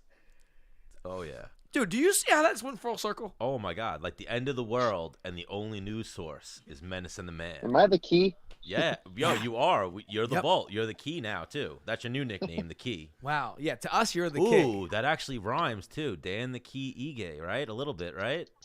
Yeah. Yeah, we'll go with it. That's your new nickname on Menace and the Man. Yeah, you're not a rapper. Oh, Menace I'm is a rapper. 50K now. Yeah, I am a rapper. Oh my God, Dan, we were doing sound check earlier. Yeah, we were. We were like, hey, Menace, start talking. And instead of talking, he was like, one. Go One, for two. it. Yeah, he started rapping. Check me out right here, yo. Yo, the sun don't shine forever, but as long as it's here, then we might as well And shine wait, together. and then- Better now than never. wait, Business and then before perfect pleasure. P. example. Diddy in the Stop, bag. stop, Who stop. you know do it better? Stop, Dude, are you stop. kidding me? And then Dan, Could you fuck you ever be you? going to do? You ever be going to do a sound check and the guy won't stop rapping? So you're in the other room yelling, "Shut the fuck up! Stop rapping!" And he just won't stop. You're rude, Stan. Am I? Imagine you went to 50 Cent's concert and he was fucking killing it, and you're like, oh, 50, hang on, I gotta say something. Wouldn't work. You're looking at his chokeslam me right now. You think you're on 50 I'm an artist, dude. You a performer. You think you're on 50 Cent's level? Die. All right. I like that confidence, though. Yeah. I do love that confidence. What, you think I'm a little bitch? All right. I like your rapping, Dennis. Thanks, dude. It's not bad. No, you freaking were, dude. He silenced you too. You were freaking beatboxing and standing. I know. Yeah, he's rude. You were beatboxing? Yeah. Yeah. Well, I was trying to I get was Dennis. going with, I was trying to get so Dennis. good. He was getting super loud on my headset, and I felt like he was yelling Well, over you. I'm a performer. Well, I feel like Dan's the star right now, not you. I'm sorry. Well, he asked me to rhyme and No, rap for him. I asked you to run. Oh. I think. So Well- that was my mistake. I'm a dude. Listen, I'm a crowd pleaser. What can I say? Yeah. So Dan, when you coming back to New York? I see you pop into Henzo's every now and then. When you coming back here? Yeah, I was contemplating coming for this PFL, but if I'm gonna fight, I want to stay back and train. But I mean, I get good training on the road. Don't But- get me wrong. It's just Oh, it's wait. not the same. I like where you're going with that. I got some good. I got some good training for you if you come to New York. Why don't you come to that PFL? We'll do an in-studio sit. We'll get you in studio. You could sleep over Menace's house. Whoa. Oh, I can't invite people over, but you can. Yeah, it's my house, Stan. Well, Dan, hey, if you come to Long Island, you can sleep over my house. Like, fucking, what's going on? Stan's like he pays rent. Oh, so I can invite girls over your house, though, but I can't invite Dan. No! That's fucked up. You can't invite anybody over my house, Stan. It's my How's house. LaFleur doing? LaFleur actually just called me. I got to call him back. Yeah, red button his fucking ginger ass. Sick as shit. LaFleur's doing good, though. He just had knee surgery. Yeah, he's limping. Hang on. He lost like 20 pounds of muscle because he doesn't do anything. He hasn't trained since his fight. And he like doesn't eat. Dude, he weighs like $185. No way. Yeah, and like when he was fighting, he would walk around like 205 in between fights. That's Any crazy. day, though. No, I just saw Evan Dunham. He was telling me the same thing because he was saying like, oh, I'm normally like 180, 185, but now I'm not fighting. I'm 170. Yeah, I'm trying to get him that ticket. What about you, though? I don't know. I haven't stepped on the scale, but I don't feel like I'm fucking. I feel like you look bigger. Yeah, well, I've been working out, dude. Yeah, I didn't fully give up. But even you've been training still. Like you're running. Menace is gonna run to Montauk, Dan. He's gonna run like 88 miles. Yeah, That's what he's working for. Really? Yeah, and also like, I don't know. I want to like look good at the beach and shit. You know. I don't want to train for that. You run a Yeah. lot. Or you come to New York and you work I out, hate Dan. running. Yeah. Fucking So hate does running. Stan. I used to love running. Now I can't. Let's not get into that. But Dan, why don't you book that trip? Come to the PFL. We'll set some things up. We'll take you out to lunch, the whole nine. We'd love to hang out with you, Ali, the whole nine. Yep. It's up in there. It's up in there. May not. All right. I'm buying a house right now, so it's kind of like, a lot of shit going on. Where you moving? Buying a house in Vegas? Yeah, my first house. All right. Where you living on I'll the put the bone. How close to the No, strip? about 10, 15 minutes from the strip. Just kind of next to the PI, the Performance Institute, and it's close by. Oh, well, you'll be out in Vegas in a couple weeks, Menace, right? Maybe you should hook up with Dad. Oh yeah, dude, I'm coming out. You could sleep in my house. Yeah, I'm coming over Memorial Day weekend. Look at that. Now you guys are having a sleepover at his house. Yep. My brother's nice. turning 30. Oh, sweet. And he lives in Hawaii. And Las Vegas is like the halfway point from New York and Hawaii. So. Nice, dude. You gonna train at all or just have fun? I mean, we had Jessica I on last week or 2 weeks ago. Last week. Oh, And she was like, yeah, man, if you could show me a couple of your takedowns, I'd be more than open to it. And I was like, I got takedowns. For you, Jessica, I got a bunch of takedowns. What are we wearing when we do? What are we wearing when we train? I didn't say that, Dan. I wouldn't do that. But I would bring baby oil. All right, so Nice. Dan Ige, we want to thank you for joining us here on Menace and the Man, and don't be a stranger. For sure. Right on, guys. Well, thank you. And say no to It's danger. good talking to you guys. Say no to who? I miss you, dude. Say no to who? Danger. Oh, Danger. I Don't think be he a said say no to stranger. Dana. I was like, why would he say no to Dana? Don't be a stranger. Say no to danger. Ooh, I like that. Yeah. That's a good one. Thank you. That's the only ones that come up with are good ones.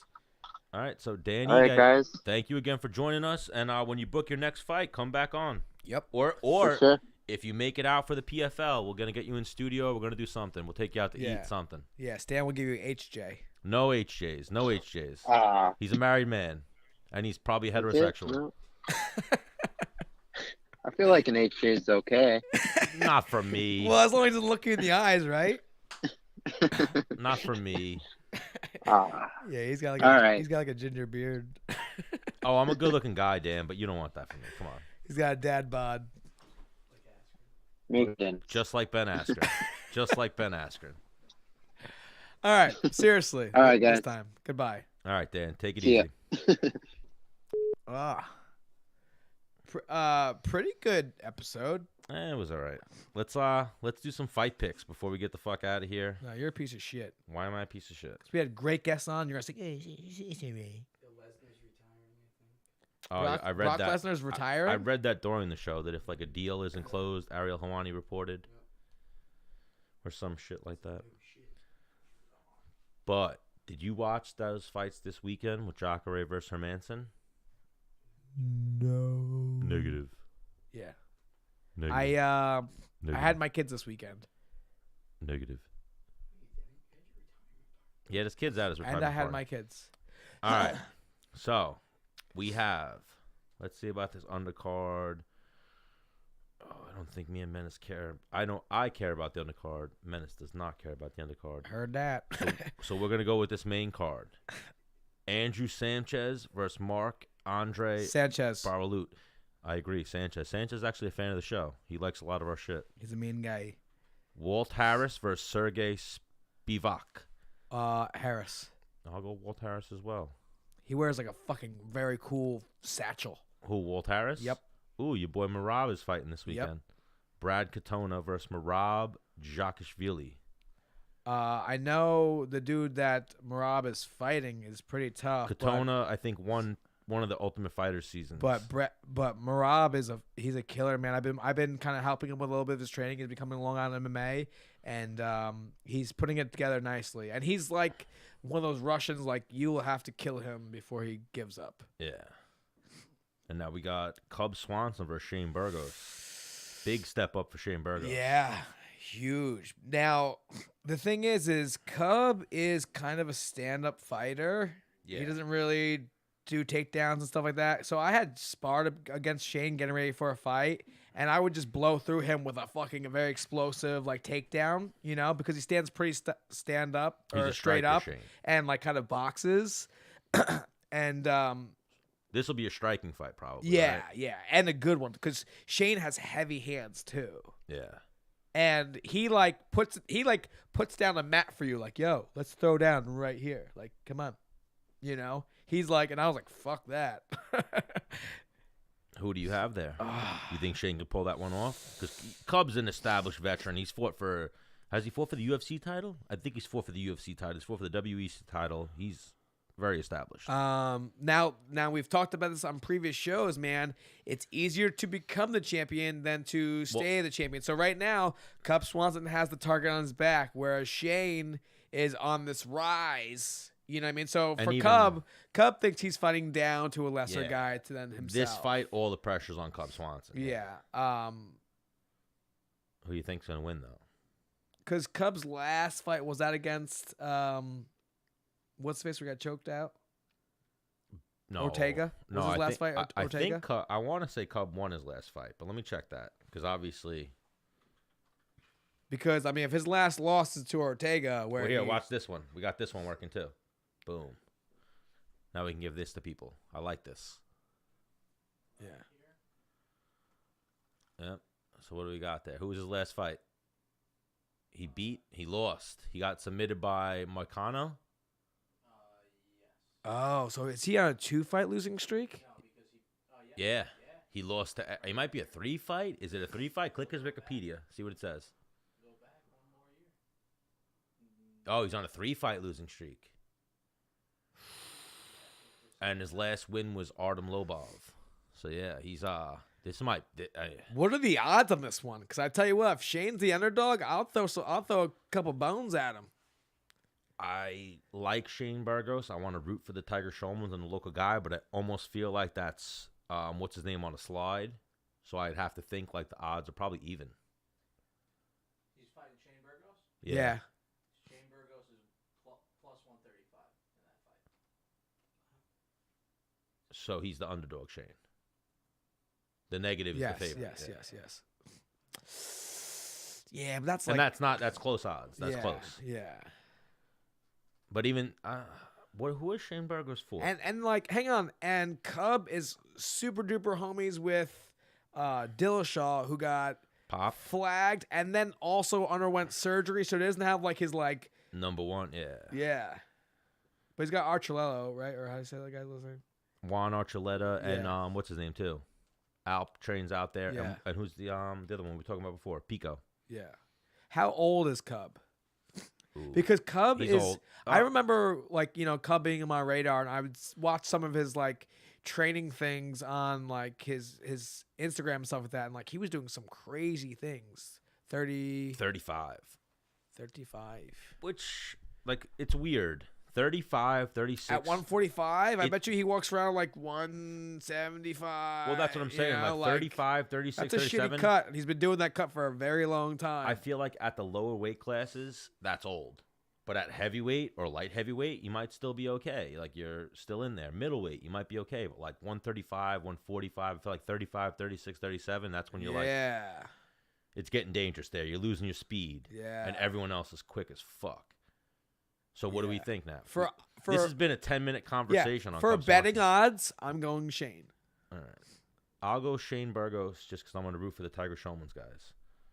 Has Shane, and I believe Shane's come to Long Island MMA before, right? You're kidding me, right? Well, you go to Tiger Showman's too. Yeah. So why are you being a dick? You've been to Tiger Showman's too, have you? Yeah, but he's been to Long Island MMA more. All right, well. I'll fucking bite you, Stan. That was after I broke my leg because I don't remember seeing Shane. I remember Arce. I remember all the other ones. I remember the dude Trizano coming to Lima. You should get a tattoo of like your leg being broken, so you don't have to tell everyone you broke it. They can just visibly look and see. I didn't tell anyone I broke my leg tonight. You brought it up, and you were talking shit about me. So I had to be like, we'll play it back and we'll see. All right, Derek Brunson, Elias Theodorou. Change the camera angle. To what? Oh, we'll get off that? All right, we'll go hard cam. Bang! Hard cam. Derek Brunson. Bang! Hard cam. Derek Brunson, Elias Theodorou. Do you know Elias Theodorou? See? He's been to Long Island MMA. I know he's come to Long Island MMA. I know he's trains a lot at Sarah's. Who do you got? Him versus Derek Brunson? You know what's crazy is like... He's got some good fucking hair. Brunson? he's like an amazing hair. And you know what else he is? He's the ring dude for Invicta. Yes, he is. When I saw that, like when I first heard it, gave a little giggle. I thought it was a joke, and then when I first saw it, I was like, "Oh my god!" His like shirts off and shit. It's so fucking funny, and he's a ring card girl. He's a ring card boy. Man. Ring card man. Yeah. Yes. Don't be insulting. I'm sorry, Elias. Now the thing is, so Derek Brunson, I would like to describe his fighting style as like win ugly. You know, like when I watch him fight, he's not throwing like technically sound strikes and Cormier versus Miocic 2, set for August 17th. So Brock is retiring. I think so. That's what it seems like. So one of the messages I got before was saying how Brock was going to retire if they didn't get a thing. What did he just throw on my face? Semen. A load of jizz? You douchebag. All right. Elias Theodorou, Derek Brunson. Who's going to win? I think Derek Brunson is more of the athlete. All right. I'm going to go with... I'll go with Derek Brunson as well. So now, the fight we're all going to watch, Donald Cerrone versus Al Iaquinta. I can't believe Justin Gaethje went so hard at Al Iaquinta. He was like, I don't like that fucking guy. What does their beef stem from? I think it's just like internet words. Yep. And they want to fight, like, off fight after that, you know? Like, whether or not the fight's even booked, Gaethje was like, I'll fight that fucking dude. I hate that dude. I'm going to hurt. If he's your friend, tell him to lose that fight because I'm going to hurt him. Yeah, I heard him say that. Something like that. So do you think Al Iaquinta is going to defeat Donald Cowboy Cerrone? Al's a very mentally tough guy. I think in terms of, like, let's say they both had to run forever, like, and they're both the same physical guy, I think mentally Al would just go a little bit further. He'd run before Donald gave up. Mm-hmm. I think... no, I don't think that. They both can throw fucking kicks from fucking anywhere. Yeah. To your head, to your leg, you know what I mean? Al is... They're both good at jiu-jitsu. I think the X factor is Al's ability to wrestle better than Donald. So let's say they're equal everywhere. Let's say they're equal striking. Let's say they're equal jiu-jitsu. I think Al is a better wrestler, though. I think Cerrone's got pretty good wrestling too. But yeah, I do think Al is definitely the better decorated wrestler. I know Al had a pretty good wrestling career on Long Island. Didn't wrestle in college, went right into MMA. I'm going for Iaquinta. Samesies. Okay, that's just what I wanted to What know. are the odds on that? Probably they gotta be fucking close too. I think it's even. Yeah. They are not on the UFC website. They're not listing the odds. Or they are, and they have that fight even. Survey says. What do we got on the betting website? Cerrone is the favorite. He's plus 110. Yeah. Quinta is minus 124. No, the negative's the favorite. Pardon me. Yes. So Iaquinta, Oh, Al's the Iaquinta's slightly favorite. a favorite. Wow. I see that though. He's number 4 in the world. That Khabib fight probably really rose his stock. And then you got to think. I think a lot of sports bettors or sports bookmakers, they're like casuals or fanboys in a sense. So they like have Conor McGregor on a pedestal. Yeah. So it's like, oh, he beat Conor McGregor. And then in terms of getting hyped to get ready to fight somebody, Cowboy Cerrone is a fucking superstar. Like there's like few people that are bigger to get ready to fight than Donald Cerrone. He has the most wins ever in UFC history, correct? Cerrone, yes. Yeah. Number like 1 that's, all you know what I time. mean? Like he's been fighting forever. You know, where like I could see Donald Cerrone being like, this kid ain't on my level. But I think Al is though. well, hang on, I agree. I think it's easier for Al to get ready to fight Donald than it is for Donald to get ready to fight Al. Okay, I see what you're saying there. So we're both going Al Iaquinta. See. All right. We'll be in Miami for our next show. So before we get out of here, God willing. hopefully the plane makes it. We don't die on the flight down, because that can happen every now and then. But before we get out of here, are you talking about us, Ant? Yeah, so I'm gonna be on that flight. No, are you? Same flight? All right. Well, no, we'll make I it. don't want it to go down. Don't put that out there. You'll live. You could swim. Not if the plane crashes. All right. Before we get out of here, our sponsors, we got to always thank G Fuel. We're in G Fuel Studios. Use code Menace. You guys can get, what did they give you? 10% off? Use code Menace. Go to gfuelenergy.com or gfuel.com. Check them out on social media. Check out movementbjj.com. Our friend Michelino. Be sure to check out the law offices of Michael Postiglione if you guys need a lawyer. He's one of the best in the New York State area. If you guys are trying to sell a house in the New York area, be sure to hit up Joe Romeo. Find him at JRomeo Realtor on Instagram. Be sure to check out our friends Terp House at terphouse.com. Use code MANSHOW. You get 20% off your entire purchase. Stan, can you fucking use a little enthusiasm like you give a shit? I'm using mad enthusiasm. No, What do you're you not. mean? You're like, use a code. And the New York Fight Exchange, June 1st.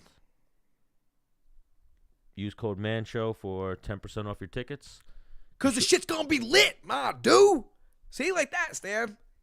So then why the fuck aren't you reading these things, you idiot? Because I'm the talent. No, you're a douche. Exactly, you're the talent. You should be reading these things, but you're a dumbass and you don't know how to read. You know what you are? You're a bitch. And then we got to thank our boy Frank at Home Interiors by Anthony Giaramita. Always taking care of us. We went out with Frank last night, smoked some cigars. I didn't. Dennis didn't. Me and Ant did. Because I'm still a fucking athlete. Oh, what were you about to say? Because I'm not a little bitch, but then you were like, wait, I'll call Ann a bitch, and I only want to call Stan a bitch. So No? let's refocus that standard. No. Mean. Stan, I'll fucking headbutt you in the face. He's so mean. He's so mean. Angry Puerto Rican friend Dennis. Well, I enjoyed episode 27, Dennis. Why don't you hit these people with your send-off? Y'all ready for this? Welp. See you later. Good show all around, guys. Bing, bing, bang, bang. You're fired. You're fired. Oh, no, you're fired. Press stop streaming.